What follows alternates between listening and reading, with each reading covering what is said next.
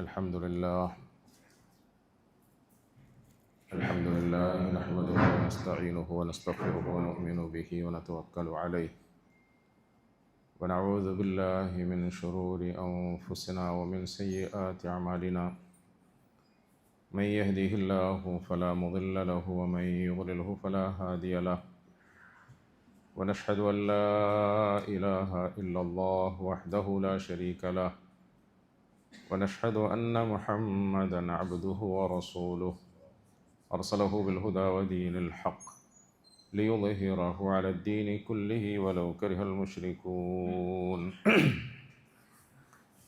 صلى الله على سيدنا محمد وعلى آله وأصحابه وبارك وسلم تسليما كثيرا كثيرا أما بعد فأعوذ بالله من الشيطان الرجيم بسم الله الرحمن الرحيم يا أيها الذين آمنوا اتقوا الله حق تقاته ولا تموتن إلا وأنتم مسلمون وقال تعالى يا أيها الناس اتقوا ربكم الذي خلقكم من نفس واحدة وخلق منها زوجها وبث منهما رجالا كثيرا ونساء واتقوا الله الذي تساءلون به والأرحام إن الله كان عليكم رقيبا وقال تعالى يا أيها الذين آمنوا اتقوا الله وقولوا قولا سديدا يصلح لكم أعمالكم ويغفر لكم ذنوبكم ومن يطع الله ورسوله فقد فاز فوزا عظيما صدق الله العظيم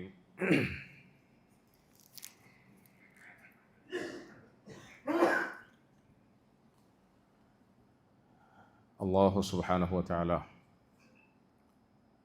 അവൻ്റെ മഹത്തായ അനുഗ്രഹത്തിൻ്റെ പേരിൽ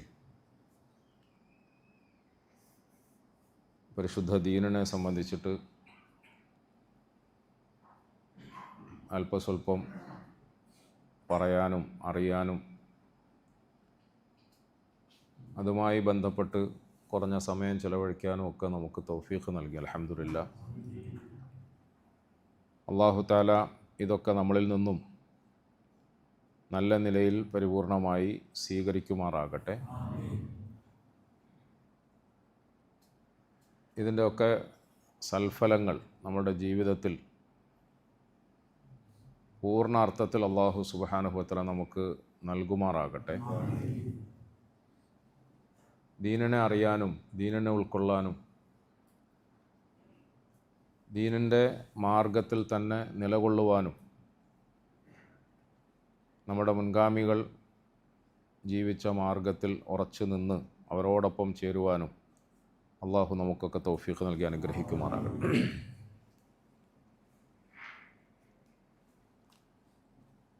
ഒരിക്കൽ റസൂലുള്ളാഹി സ്വല്ലല്ലാഹു അലൈഹി വസല്ലമ തങ്ങൾ കേൾക്കുന്നുണ്ടോ? സൗണ്ട് ബുദ്ധിമുട്ടുണ്ട്. കേൾക്കുന്നില്ല? ഉണ്ടോ? നടത്തിച്ചു വെച്ചു ഞാൻ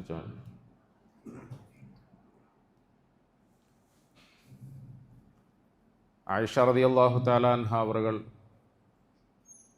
പറയുന്ന ഒരു സംഭവത്തിൽ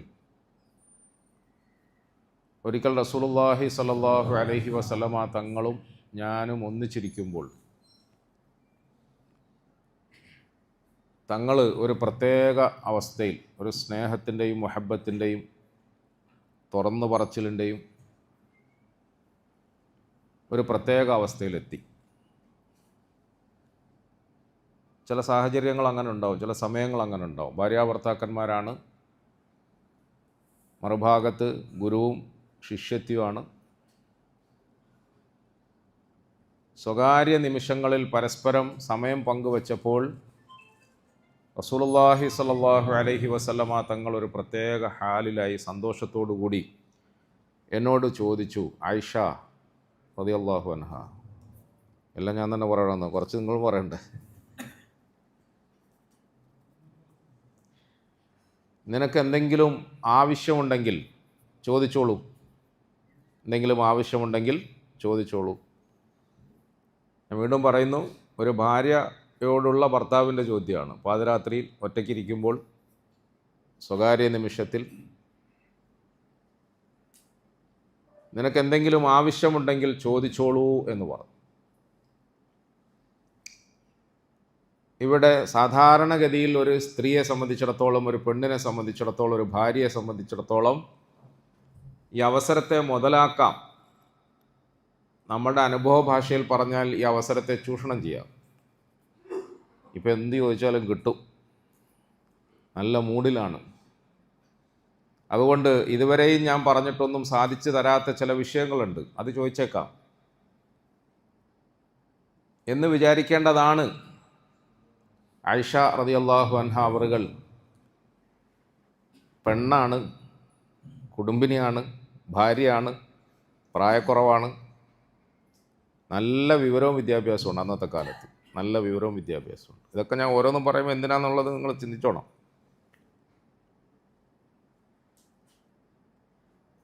പക്ഷെ ആയിഷ ബീവി റളിയല്ലാഹു അൻഹ അവറുകൾ ആ അവസരത്തെ എന്തെങ്കിലും തൻ്റെ വ്യക്തിപരമായ ചെറിയ താല്പര്യങ്ങളെ പൂർത്തീകരിക്കാൻ വേണ്ടിയിട്ട് ഉപയോഗിക്കുന്നതിന് പകരം ഭൗതികമായ എന്തെങ്കിലും ആവശ്യത്തെ പറഞ്ഞ് ഭർത്താവിൽ നിന്ന് നേടിയെടുക്കാൻ ശ്രമിക്കുന്നതിന് പകരം അവരുടെ നല്ല മനസ്സ് വിശാലമായി വീണ്ടും തുറന്നു.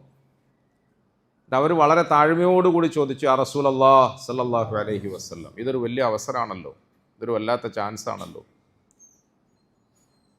എനിക്ക് ഒരു സാവകാശം തരുമോ, ഒരു സാവകാശം തരുമോ? എന്താ സാവകാശം? പെട്ടെന്ന് ഞാൻ എടുത്തു ചാടി ചോദിച്ചിട്ട് കുറഞ്ഞു പോകാതിരിക്കാൻ, ചെറുതായി പോകാതിരിക്കാൻ. എന്താ വേണ്ടത് നിനക്ക് നബിയെ സല്ലല്ലാഹു അലൈഹി വസല്ലം? ഞാൻ എൻ്റെ വാപ്പയോടൊന്ന് ആലോചിച്ചിട്ട് വരട്ടെ, ഞാൻ എൻ്റെ ഉപ്പാനോടൊന്ന് ചോദിച്ചിട്ട് വരട്ടെ, ഉപ്പാനോട് ഞാനൊന്ന് ചോദിച്ചിട്ട് വരട്ടെ. 10 സെൻറ്റ് സ്ഥലം വാങ്ങണം, അതിലൊരു പുതിയ വീട് കെട്ടണം, അല്ല ഇപ്പം റെഡി ടു എക്യൂപ്പ് എന്നൊക്കെ പറയുന്ന പുതിയ ഒരു ഫ്ലാറ്റ് വാങ്ങിപ്പിക്കണം, അല്ല തങ്ങളുടെ പേരിൽ ഇവിടെയൊക്കെ കുറേ തോട്ടങ്ങളുണ്ടെന്ന് കേട്ടല്ലോ, അതിൽ നേരെങ്കിലും ഒരു തോട്ടം എഴുതി തരണോ, അതേതാ നല്ലത്? അത് ഞാൻ ഉപ്പാനോടൊന്ന് ചോദിച്ചിട്ട് വരട്ടെ എന്ന് ചോദിച്ചു. നബി സല്ലല്ലാഹു അലൈഹി വസല്ലമ തങ്ങൾ പറഞ്ഞു, ആ ചോദിച്ചോളൂ, വാപ്പയോട് ചോദിച്ചിട്ട് വാ. വാപ്പ വേറെ ആരുമല്ലല്ലോ, ഹബീബായ റസൂൽ സല്ലല്ലാഹു അലൈഹി വസല്ലമ തങ്ങളുടെ ഏറ്റവും അടുത്ത സഹാബിയാണ്, അടുത്ത സ്നേഹിതനാണ്, അടുത്ത സുഹൃത്താണ്. ഇദ് ഹുമാ ഫിൽ ഗാർ, അള്ളാഹു ഖുർആനിൽ പറഞ്ഞ സൗഹൃദമാണ്, സാധാരണ സൗഹൃദമൊന്നുമല്ല. ഇദ് ഹുമാ ഫിൽ ഗാർ ഇദ് ഖാല ലിസാഹിബിഹി ഇദ് ഹുമാ ഫിൽ ഗാർ. അള്ളാഹു കൂട്ടുകാരനെന്ന് വിശേഷിപ്പിച്ച മഹാനായ വ്യക്തിത്വമാണ് അബൂബക്കർ സിദ്ദീഖ് റളിയല്ലാഹു അൻഹു. ജീവിതത്തിൻ്റെ എല്ലാ ദുർഘട പാതയിലും ഒപ്പം സഞ്ചരിച്ച ആത്മാവാണ്.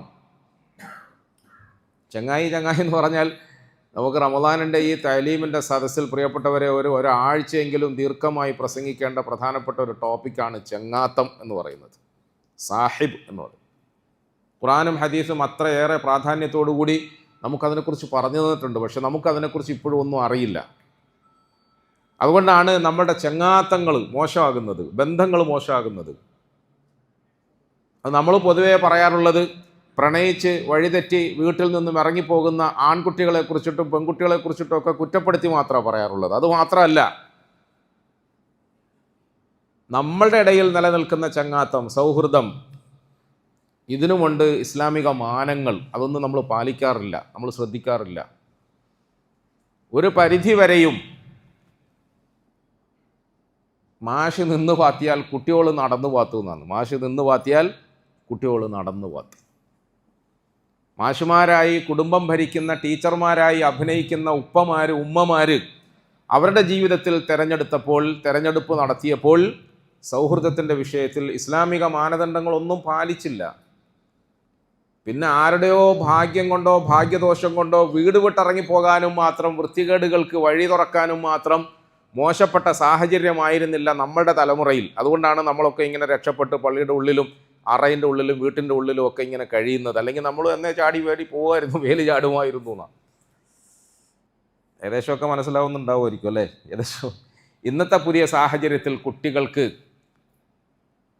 അതിർവരമ്പുകളൊക്കെ അങ്ങ് എടുത്തു മാറ്റപ്പെടുകയും വേലി ചാടുക എന്ന് പറയുന്നത് വെറും വാക്കായി മാത്രം അവശേഷിക്കുകയും അങ്ങനൊരു വേലി പോലും അവർക്കില്ലാതാവുകയും ചെയ്തപ്പോൾ ഒളിച്ചോട്ടവും പ്രണയബന്ധത്തിൻ്റെ പേരിൽ സ്വന്തം തന്തയും തള്ളയൊക്കെ മുഖത്ത് നോക്കിയിട്ട് ആട്ടിപ്പായിച്ചിട്ട് ആരാൻ്റെ ഒപ്പരം ഇറങ്ങിപ്പോക്കൊക്കെ എളുപ്പമായതാണ്. അതിന് നമ്മൾ നല്ലവരായതുകൊണ്ട് അവർ മോശക്കാരായതുകൊണ്ടൊന്നുമല്ല, നമുക്ക് അങ്ങനെയുള്ള അവസരങ്ങൾ കുറവായിരുന്നത് കൊണ്ട് നമ്മളിങ്ങനെ അടങ്ങി ഒതുങ്ങി കഴിഞ്ഞു പോയതാണ്. ഒരു പരിധി വരെയും നമ്മളുടെ ചങ്ങാത്തത്തെ നമ്മൾ തിരഞ്ഞെടുക്കുമ്പോൾ, നമ്മളുടെ സൗഹൃദ വലയത്തെ നമ്മൾ നിശ്ചയിക്കുമ്പോൾ അതാരാണ് ചങ്ങാതി എന്ന് നമ്മൾ നോക്കാറുണ്ടോ? അല്ല, അങ്ങനെ ഒരു ഇസ്ലാമിക കൺസെപ്റ്റ് ഉണ്ടോ എന്നാണ് നമ്മളിൽ പലപ്പോഴും ഇങ്ങനെ ആലോചിക്കുന്നത്. അങ്ങനെ ഉണ്ടോ? ഇസ്ലാമിൽ ഉണ്ട്. മുഹമ്മദ് മുസ്തഫ സല്ലല്ലാഹു അലൈഹി വസല്ലമ തങ്ങളുടെ സന്നിധിയിൽ സഹാബാക്കൾ ഒരിക്കൽ വന്നിട്ട് ചോദിച്ചു, യാ റസൂലല്ലാഹ് സല്ലല്ലാഹു അലൈഹി വസല്ലം, ഞങ്ങൾക്ക് ചങ്ങാതിയാക്കാൻ പറ്റുന്ന ആൾ ആരാണ് എന്ന് ചോദിച്ചു. ഞങ്ങൾക്ക് ആരോടാണ് സൗഹൃദം കൂടാൻ കഴിയുക? ആരെയാണ് ഞങ്ങൾ കൂട്ടുകാരാക്കേണ്ടത്? ആരോടൊപ്പമാണ് ഞങ്ങൾ ഇരിക്കേണ്ടത്? അത് ബീച്ചിൽ പോകുന്ന സമയത്തായാലും, വൈകുന്നേരം വെറുതെ ജ്യൂസും ഷവർമയും കഴിക്കാൻ പോകുന്ന സമയത്തായാലും, ഒന്നുമല്ലാതെ ഇങ്ങനെ പൊതുനിരത്തിലൂടെ കറങ്ങി നടന്ന് തെണ്ടിത്തിരിയുന്നതിൻ്റെ വിഷയത്തിലായാലും, അതല്ല പള്ളിയിൽ പോകുന്നതിൽ, താലീമിലിരിക്കുന്നതിൽ, ദീനിയായ കർമ്മങ്ങളിൽ, എന്തായിരുന്നാലും ഞങ്ങൾ ആരെയാണ് നബിയെ സുഹൃത്താക്കേണ്ടത് എന്ന് റസൂലുള്ളാഹി സ്വല്ലല്ലാഹു അലൈഹി വസല്ലം. പ്രിയപ്പെട്ടവരെ, നമ്മൾ ആലോചിക്കണം, ഒരു ഗുരുവന്ദ്യരുടെ മുഹമ്മദ് മുസ്തഫ സല്ലല്ലാഹു അലൈഹി വസല്ലമ തങ്ങളുടെ അനുയായികൾക്കിടയിലുള്ള ഇടപെടൽ അത്രത്തോളം ആഴമേറിയതാണ്, അത്രത്തോളം ആഴമേറിയതാണ്. അല്ലാതെ കടിഞ്ഞാണില്ലാതെ ചട്ടക്കൂടില്ലാതെ ഒച്ചപ്പാടിൻ്റെയും ബഹളത്തിൻ്റെയും ഒരു ക്ലാസ് മുറിയിലായിരുന്നില്ല മുഹമ്മദ് മുസ്തഫ സല്ലല്ലാഹു അലൈഹി വസല്ലം സഹാബത്ത് എന്ന് പറയുന്ന ഉന്നത വിഭാഗത്തെ വാർത്ത് വളർത്തിയെടുത്തത്. സഹാബാക്കൾ ചോദിച്ചു, നബിയെ, ഞങ്ങൾ ആരോടൊപ്പമാണ് ഇരിക്കേണ്ടത്? ഞങ്ങൾ ചങ്ങാതിയാക്കാൻ പറ്റുന്നവരാരാണുള്ളത്? ഞങ്ങളുടെ കൂട്ടുകാരായി ഞങ്ങൾ ആരെ തിരഞ്ഞെടുക്കണം? നബി സല്ലല്ലാഹു അലൈഹി വസല്ലമ തങ്ങൾ, ഞാൻ ഇന്നലെ പറഞ്ഞതുപോലെ, നമ്മുടെ മുത്തായ ഹബീബ് സല്ലല്ലാഹു അലൈഹി വസല്ലമ തങ്ങളുടെ ചില വാക്കുകൾ, വചനങ്ങൾ, ഹദീസുകൾ നമ്മൾ ഈ കാലഘട്ടത്തിൽ പറയുമ്പം അതിൻ്റെ മനോഹാരിത, അതിൻ്റെ ആകർഷണീയത,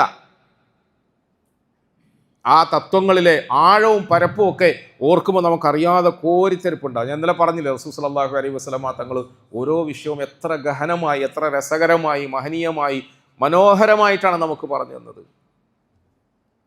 റസൂൽ സല്ലല്ലാഹു അലൈഹി വസല്ലമ തങ്ങൾ അതിനുവേണ്ടി പ്രത്യേകിച്ച് ഏതെങ്കിലും ഒരു കോച്ചിങ്ങിന് വിധേയനായിട്ടില്ല, ഒരു ഡിഗ്രി കരസ്ഥമാക്കിയിട്ടില്ല, പഠനം നടത്തിയിട്ടില്ല, വായിച്ചിട്ടുമില്ല. മാ കുന്ത തത്ലൂ മിൻ ഖബൽ, ഖുർആൻ പറയുകയാണ്, മാ കുന്ത തത്ലൂ മിൻ ഖബൽ, ഇതിനു മുമ്പ് ഒരു ബുക്ക് പോലും താങ്കൾ വായിച്ചിട്ടില്ലല്ലോ. അള്ളാഹു പറയുക, ഒരു ബുക്ക് വായിക്കാൻ പോലും അവസരം. എന്താ വായിക്കാൻ അവസരം ഇല്ലാത്തത്? എഴുതാൻ അറിയില്ല, വായിക്കാൻ അറിയില്ല. വലാ തഖുത്തുഹു ബിയമീനിക്, വലാ തഖുത്തുഹു ബിയമീനിക്, ഈ കൈകൊണ്ട് ഒരക്ഷരം പോലും എഴുതിയിട്ടുമില്ലല്ലോ. ഒരക്ഷരം എഴുതിയിട്ടില്ലാത്ത, അക്ഷരങ്ങളെ ചേർത്ത് വായിക്കാൻ അറിയാത്ത, അങ്ങനെ വായിച്ചിട്ട് പോലുമില്ലാത്ത നമ്മുടെ ഹബീബായ മുത്തായ റസൂൽ സല്ലല്ലാഹു അലൈഹി വസല്ലം 1500 വർഷങ്ങൾക്ക് മുമ്പ് നമ്മുടെ മുമ്പിൽ പറഞ്ഞു വെച്ചത് എത്ര പ്രസക്തമാണ്, എത്ര കാലികമാണ്, എത്ര ഗഹനമാണ്, എത്ര മനോഹരമാണ്. എന്തുകൊണ്ട്? വമാ യൻതിഖു അനിൽ ഹവാ, വമാ യൻതിഖു അനിൽ ഹവാ ഇൻ ഹുവ ഇല്ലാ വഹ്യു യൂഹാ അല്ലമഹു ശദീദുൽ ഖുവാ ദൂ മിർറത്തിൻ ഫസ്തവാ. അവിടത്തേക്ക് പഠിപ്പിച്ചതാരാ? അവിടത്തേക്ക് പഠിപ്പിച്ച ഒരു ദിവസം ഞാൻ നമ്മൾ ഈ പറഞ്ഞുകൊണ്ടിരിക്കുന്ന ഏറ്റവും പ്രിയങ്കരനായ സഹോദരൻ, സഹാബി, സ്നേഹിതൻ, സുഹൃത്ത് അബൂബക്കർ സിദ്ദീഖ് റളിയല്ലാഹു തആല അവറുകൾ, അവർ രണ്ടുപേരും ഒന്നിച്ചിരുന്ന് ഇങ്ങനെ സൗഹൃദ സംഭാഷണത്തിലാണ്, രണ്ടുപേരും സ്വകാര്യ സംഭാഷണത്തിലാണ്. ഭാര്യയും ഭർത്താവും ഇരിക്കുന്നത് പോലെ അതിനേക്കാളും ചിലപ്പോൾ അടുപ്പമായിരിക്കുമല്ലോ ആത്മബന്ധുക്കൾ, ആത്മസുഹൃത്തുക്കൾ തമ്മിലുള്ള അടുപ്പം. ഒരിക്കൽ അള്ളാഹുവിൻ്റെ റസൂൽ സല്ലല്ലാഹു അലൈഹി വസല്ലമ തങ്ങളും സിദ്ദീഖുൽ അക്ബറും ഒന്നിച്ചൊറ്റയ്ക്കിരുന്ന് സ്വകാര്യമായി സംസാരിക്കുന്നതിനിടയിൽ അള്ളാഹിൻ്റെ റസൂലിനോട് സിദ്ദീഖുൽ അക്ബർ ഇങ്ങനൊരു ചോദ്യം ചോദിച്ചു, യാ റസൂലല്ലാഹ് സല്ലല്ലാഹു അലൈഹി വസല്ലം, ഞാനും അങ്ങും ഒന്നിച്ചല്ലേ കുറേ കാലമായിട്ട് ഇങ്ങനെ ജീവിക്കുന്നു, മക്കത്ത് ചെറിയ പ്രായം മുതൽ ഒന്നിച്ച് പണ്ടേ നമ്മൾ കാണുന്നതല്ലേ, ഒന്നിച്ച് നമ്മൾ ജീവിക്കുന്നതിനിടയിൽ അങ്ങ് ഈ പറഞ്ഞതുപോലെ ഒരു കിതാബ് വായിച്ചിട്ടില്ല, ഒരു ലൈബ്രറിയിലും അല്പസമയം പോയിരുന്നിട്ടില്ല, വെറുതെ പാർട്ടി പ്രവർത്തകനാണെന്ന് നാട്ടുകാരുടെ മുമ്പിൽ അഭിനയിക്കാൻ വേണ്ടിയിട്ട് വായനശാലയിൽ വൈകുന്നേരം പോയി ഇങ്ങനെ കാലിമക്കാലും കയറ്റി പേപ്പർ എടുത്തുകൊണ്ടിരിക്കാൻ പോലുമുള്ള അവസരം അങ്ങക്ക് ഉണ്ടായിട്ടില്ലല്ലോ നബിയെ സല്ലല്ലാഹു അലൈഹി വസല്ലം. അംഗനവാടി പോയിട്ടില്ല, പ്രീ സ്കൂളിൽ പഠിച്ചിട്ടില്ല, മറ്റേതെങ്കിലും സ്കൂളുകളിലോ കോളേജുകളിലോ ഒന്നും പഠിച്ചു. ഈ വാക്കുകളൊക്കെ അബൂബക്കർ സിദ്ദീഖ് ചോദിച്ചോ നിങ്ങൾ ചിന്തിച്ചേക്കരുത്. നിങ്ങൾക്ക് ചിന്തിക്കാനൊന്നും സമയമില്ലല്ലോ. എല്ലാവരും ഇങ്ങനെ തൂങ്ങി ഉറക്കത്തില്ല. എന്ത് പറഞ്ഞാലും എന്താ, സമയമാകുമ്പോൾ വാഹൃദവാനോ പറഞ്ഞ് എഴുന്നേപ്പിച്ച് വിട്ടാൽ മതി. ഇതൊന്നുമില്ല. പിന്നെ അങ്ങ് ഇത്രയേറെ അദബ് എവിടുന്ന് സിദ്ധിച്ചു? അള്ളാഹുവിൻ്റെ റസൂലിനോട് ചോദിക്കുക. സുഹൃത്തിൻ്റെ ചോദ്യം, സഹോദരൻ, ഇതൊക്കെ എവിടുന്ന് പഠിച്ചു നബി? ഇതെല്ലാം എവിടുന്ന് കിട്ടി നബി? ഈ അദബ് അങ്ങേക്ക് എവിടുന്ന് കിട്ടി? മുഹമ്മദ് മുസ്തഫ സല്ലല്ലാഹു അലൈഹി വസല്ലമ തങ്ങൾ പറഞ്ഞൊരു വചനമുണ്ട്, അദ്ദബനി റബ്ബി ഫഖദ് അഹ്സന തഅദീബി. അദ്ദബനി റബ്ബി ഫഖദ് അഹ്സന തഅദീബി. എൻ്റെ റബ്ബ് എന്നെ അദബ് പഠിപ്പിച്ചു. ഫഖദ് അഹ്സന തഅദീബി.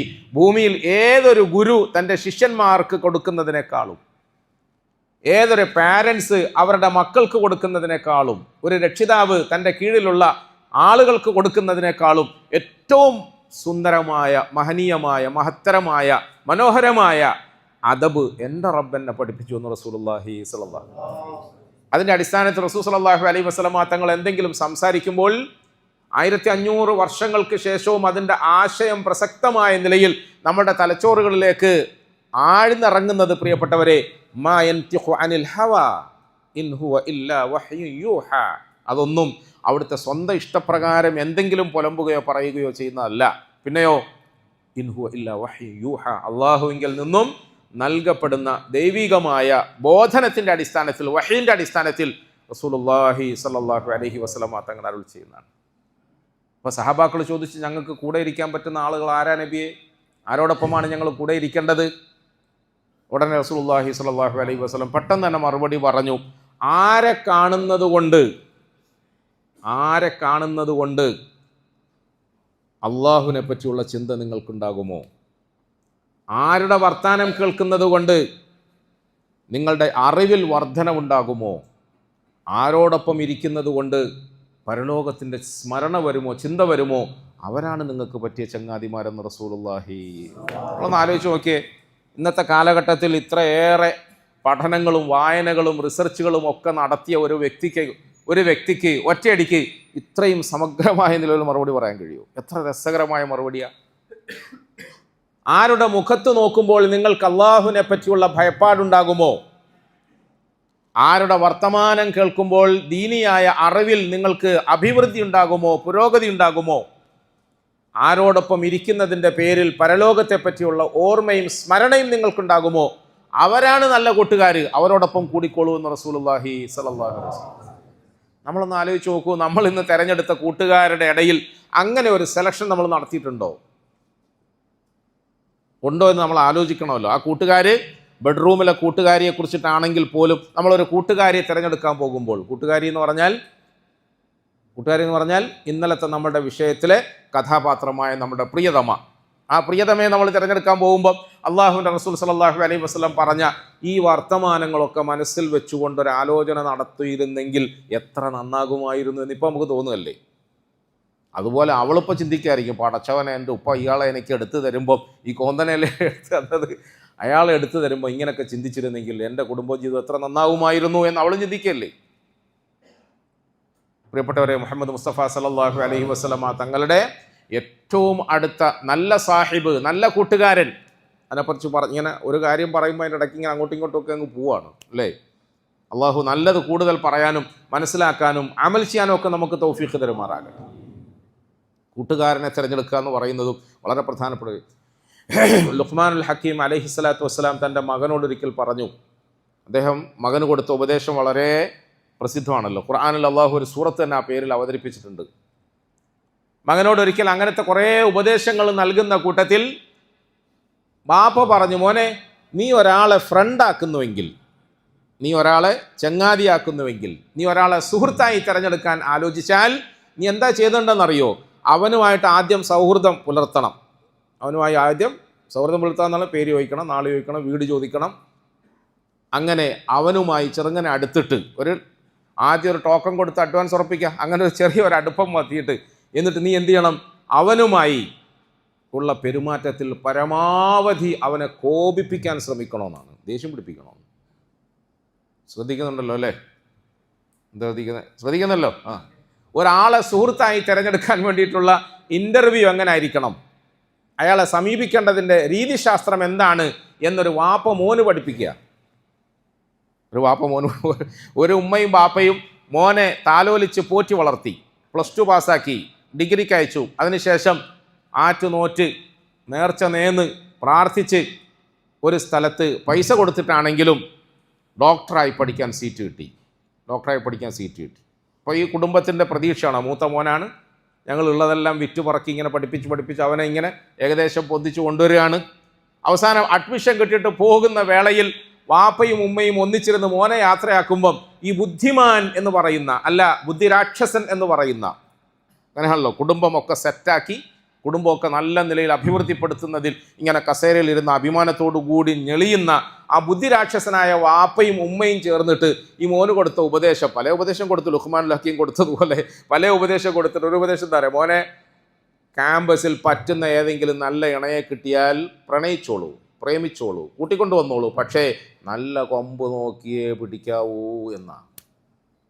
റവാഹുൽ ബുഖാരിയും മുസ്ലിമുൻ എന്ന് പറയാമല്ലോ. എന്ന് പറഞ്ഞാൽ ഞാൻ എൻ്റെ കാതുകൊണ്ടും കണ്ണുകൊണ്ടും ഒക്കെ 100% സാക്ഷിയായതുകൊണ്ടാണ് ഇത്ര ശക്തമായ സനതോടുകൂടി ഇത് ഉദ്ധരിക്കുന്നത്. ഒരു വാപ്പയും ഉമ്മയും ചേർന്നിരുന്നിട്ട് ഡോക്ടറാകാൻ പോകുന്ന മോന് കൊടുക്കുന്ന ഉപദേശം. ഞാൻ അതാ പറഞ്ഞത്, ഈ കാലഘട്ടത്തിൽ മക്കൾ ദുഷിച്ചാൽ അതിൻ്റെ ഉത്തരവാദി ആരാ പ്രിയപ്പെട്ടവർ? യുവതലമുറ വഴി തെറ്റിപ്പോയാൽ അതിൻ്റെ ഉത്തരവാദിത്തം ആർക്കാണ്?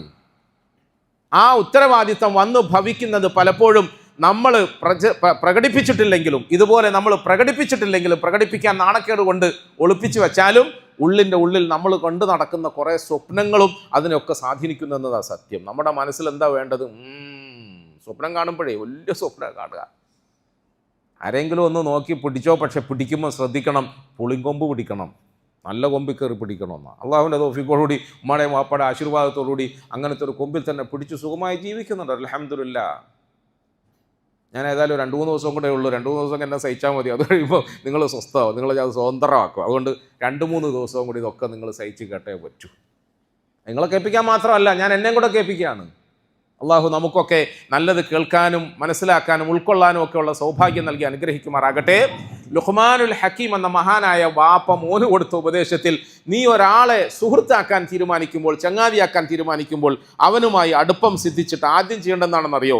പരമാവധി അവനെ കോപിഷ്ഠനാക്കണം, പ്രകോപിതനാക്കണം, ദേഷ്യം പിടിപ്പിക്കണം. അതെന്തൊരു ഫിലോസഫിയാണ്, എന്തൊരു തത്വത, ഇതെന്തൊരു രീതിശാസ്ത്രമാണ് പ്രിയപ്പെട്ടത്. വാപ്പ പറയുന്നത് മോൻ അത്ഭുതത്തോടുകൂടി കേൾക്കുകയാണ്, നമ്മളിപ്പം അത്ഭുതത്തോടുകൂടി കേൾക്കുന്നത് പോലെ. അപ്പോൾ പറഞ്ഞു, മോനെ നന്നായി ദേഷ്യം പിടിപ്പിക്കണം, എന്നിട്ട് നോക്കണം അവൻ കോപിക്കുന്നുണ്ടോ. ദേഷ്യം പാടാ എൻ്റെ സൗഹൃദം കൊണ്ട് ഒലക്കയിലൊരു സൗഹൃദം കൂടാൻ വന്നു. ഇവിടെ 100 കണക്കിന് ആളുകൾ തോളിൽ കൈയിട്ട് നമ്മളെ പിന്നാലെ നടക്കുമ്പോൾ എൻ്റെ ഈ ദേഷ്യത്തിൻ്റെയും കോപത്തിൻ്റെയും മുമ്പിൽ ഓച്ചാനിച്ചിരിക്കാൻ ഞാനാരാ? അങ്ങനെ അവൻ ഒഴിഞ്ഞു പോയാൽ പോട്ടെ, അഥവാ അവൻ ഒഴിഞ്ഞു പോകുന്നില്ല, പിന്നെയും നിന്നോടൊപ്പം തന്നെ അവൻ വീണ്ടും വീണ്ടും ഒത്തുകൂടുകയാണെങ്കിൽ വീണ്ടും ഒരിക്കൽ അവനെ നീ ദേഷ്യം പിടിപ്പിക്കണം. ദേഷ്യം പിടിപ്പിക്കുക എന്ന് പറഞ്ഞാൽ നല്ലോണം ദേഷ്യം പിടിപ്പിക്കണം. അപ്പോഴും അവൻ ഒഴിഞ്ഞു പോകുന്നെങ്കിൽ പൊയ്ക്കോട്ടെ, പിന്നെയും അവനെ നീ വീണ്ടും ദേഷ്യം പിടിപ്പിക്കണം. അങ്ങനെ 2, 3, 4 പ്രാവശ്യം അവനെ കോപിഷ്ഠനാക്കാൻ ശ്രമിക്കുകയും പ്രകോപിതനാക്കാൻ ശ്രമിക്കുകയും എന്നിട്ടും അവൻ ഒഴിഞ്ഞു പോകാതെ നിന്നോടൊപ്പം തന്നെ പറ്റിക്കൂടാൻ ശ്രമിക്കുകയും ചെയ്യുന്നുവെങ്കിൽ അവനെ നീ ചങ്ങാതിയാക്കിക്കോളൂ എന്ന് വാപ്പ മോന് കൊടുത്തു ഉപദേശം. കാരണം എന്താ അറിയാവോ? ഇപ്പോഴത്തെ ആവേശത്തിൽ ചാടി കയറി ഉമ്മാനെ എല്ലാം ഇളക്കിയിട്ട് അങ്ങ് പോവും. കുറച്ച് ദിവസം കഴിയുമ്പോൾ ആ പകിട്ടും ത്രില്ലും ഒക്കെ നഷ്ടപ്പെട്ട് കഴിയുമ്പം ഇങ്ങനെ ചിന്തിക്കും. അന്നേരം തിരിച്ചു വരും, മടങ്ങി വരുമ്പോൾ നിനക്ക് നഷ്ടപ്പെടുന്നത് ചിലപ്പോൾ നിൻ്റെ ജീവനായിരിക്കും, ജീവിതമായിരിക്കും. പ്രിയപ്പെട്ടവരെ, ഞാനീ പറഞ്ഞു വരുന്നത് പരിശുദ്ധ ഇസ്ലാമിൻ്റെ വീക്ഷണത്തിൽ നമ്മൾ ഒരാളെ ചങ്ങാതിയാക്കുന്നുവെങ്കിൽ, സുഹൃത്താക്കുന്നുവെങ്കിൽ അതിനുമുണ്ട് കുറേ നയങ്ങളും നിയമങ്ങളും ഒക്കെ. അത് പാലിക്കാത്തതിൻ്റെ പേരിലാണ് സമൂഹത്തിൽ പല പ്രശ്നങ്ങളും സംഭവിച്ചുകൊണ്ടിരിക്കുന്നത്. അതൊന്നും ആരും പറയുന്നുമില്ല, ആരും ശ്രദ്ധിക്കുന്നുമില്ല.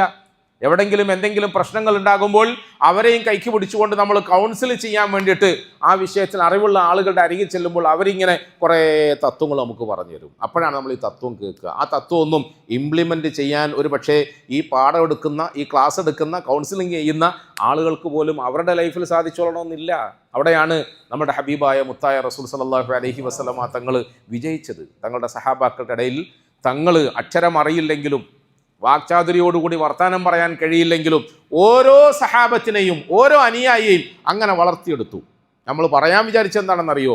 മുഹമ്മദ് മുസ്തഫ സല്ലല്ലാഹു അലൈഹി എന്താ ഓർമ്മയുണ്ടാ? മുഹമ്മദ് മുസ്തഫ സല്ലല്ലാഹു അലൈഹി വസല്ലമ തങ്ങളുടെ പ്രിയപ്പെട്ട പത്നി ആയിഷ റളിയല്ലാഹു അൻഹ അവർക്ക് ഒരു നല്ല ചാൻസ് കൊടുത്തപ്പോൾ, ചോദിക്കാനുള്ളത് നീ ചോദിച്ചോ എന്ന് പറഞ്ഞപ്പോൾ, എനിക്കൊരവസരം തരണം, ഞാനൊന്ന് ഉപ്പാനോട് പോയി ചോദിച്ചിട്ട് വരട്ടെ. നബി സല്ലല്ലാഹു അലൈഹി വസല്ലമ തങ്ങൾ പറഞ്ഞു, നീ പോയി ചോദിച്ച, കാരണം ഉപ്പ എന്ന് പറയുന്നത് നിന്നേക്കാൾ കൂടുതൽ ഞാനുമായി ബന്ധമുള്ള നല്ല മനസ്സിൻ്റെ ഉടമയല്ലേ. ആയിഷ റളിയല്ലാഹു അൻഹ അവറുകൾ പോയി. ആയിഷ ബീവി റളിയല്ലാഹു അൻഹ അവറുകൾ വാപ്പയുടെ അരികിലേക്ക് ഓടിച്ചെന്നപ്പം അദ്ദേഹം ആവേശത്തോടെ എഴുന്നേറ്റ്, എന്താ മോളെ ഈ സമയത്ത് ഓടി വരുന്നത്? കാര്യങ്ങളൊക്കെ പറഞ്ഞപ്പോൾ അബൂബക്കർ സിദ്ദീഖ് റളിയല്ലാഹു അൻഹു അവറുകൾക്കും വലിയ സന്തോഷമായി. ഇങ്ങനെ ഒരു ചാൻസ്, സംഗതി മകൾ ത്രൂ ആണെങ്കിലും ഹബീബായ മുത്ത് സല്ലല്ലാഹു അലൈഹി വസല്ലമയിൽ നിന്നും നല്ലൊരു ഓഫർ നമുക്ക് വരികയല്ലേ, നമ്മുടെ കുടുംബത്തിലേക്ക് വരികയല്ലേ, ഭയങ്കര സന്തോഷം. അദ്ദേഹം പറഞ്ഞു, മോളെ നീ എന്ത് ചോദിക്കണമെന്നല്ലേ അന്വേഷിക്കുന്നത്? വാപ്പാടെ അഭിപ്രായത്തിൽ നീ ഒരു കാര്യം ചെയ്യണം, റസൂൽ സല്ലല്ലാഹു അലൈഹി വസല്ലമ തങ്ങളോട് ചോദിക്കണം, മിഅ്റാജിൻ്റെ രാത്രിയിൽ അല്ലാഹുവിങ്കിലേക്കുള്ള പ്രയാണത്തിൽ അവസാനം സുമ്മ ദനാ ഫതദല്ല ഫകാന ഖാബ ഖൗസൈനി ഔ അദ്നാ ഫഔഹാ ഇലാ അബ്ദിഹി മാ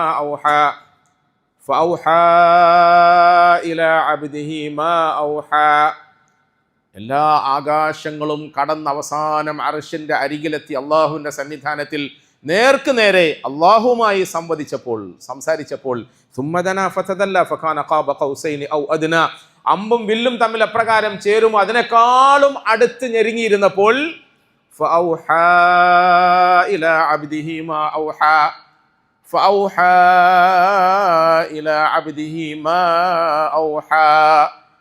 തൻ്റെ ഏറ്റവും പ്രിയങ്കരനായ അടിമയിലേക്ക് അള്ളാഹുവിൻ്റെ ഭാഗത്തു നിന്നും അതീവ രഹസ്യ സ്വഭാവത്തോടുകൂടി ചില കാര്യങ്ങൾ വഹി അറിയിച്ചു. അതെന്താന്നുള്ളത് ഇപ്പോഴും നമുക്കാർക്കും അറിയില്ല.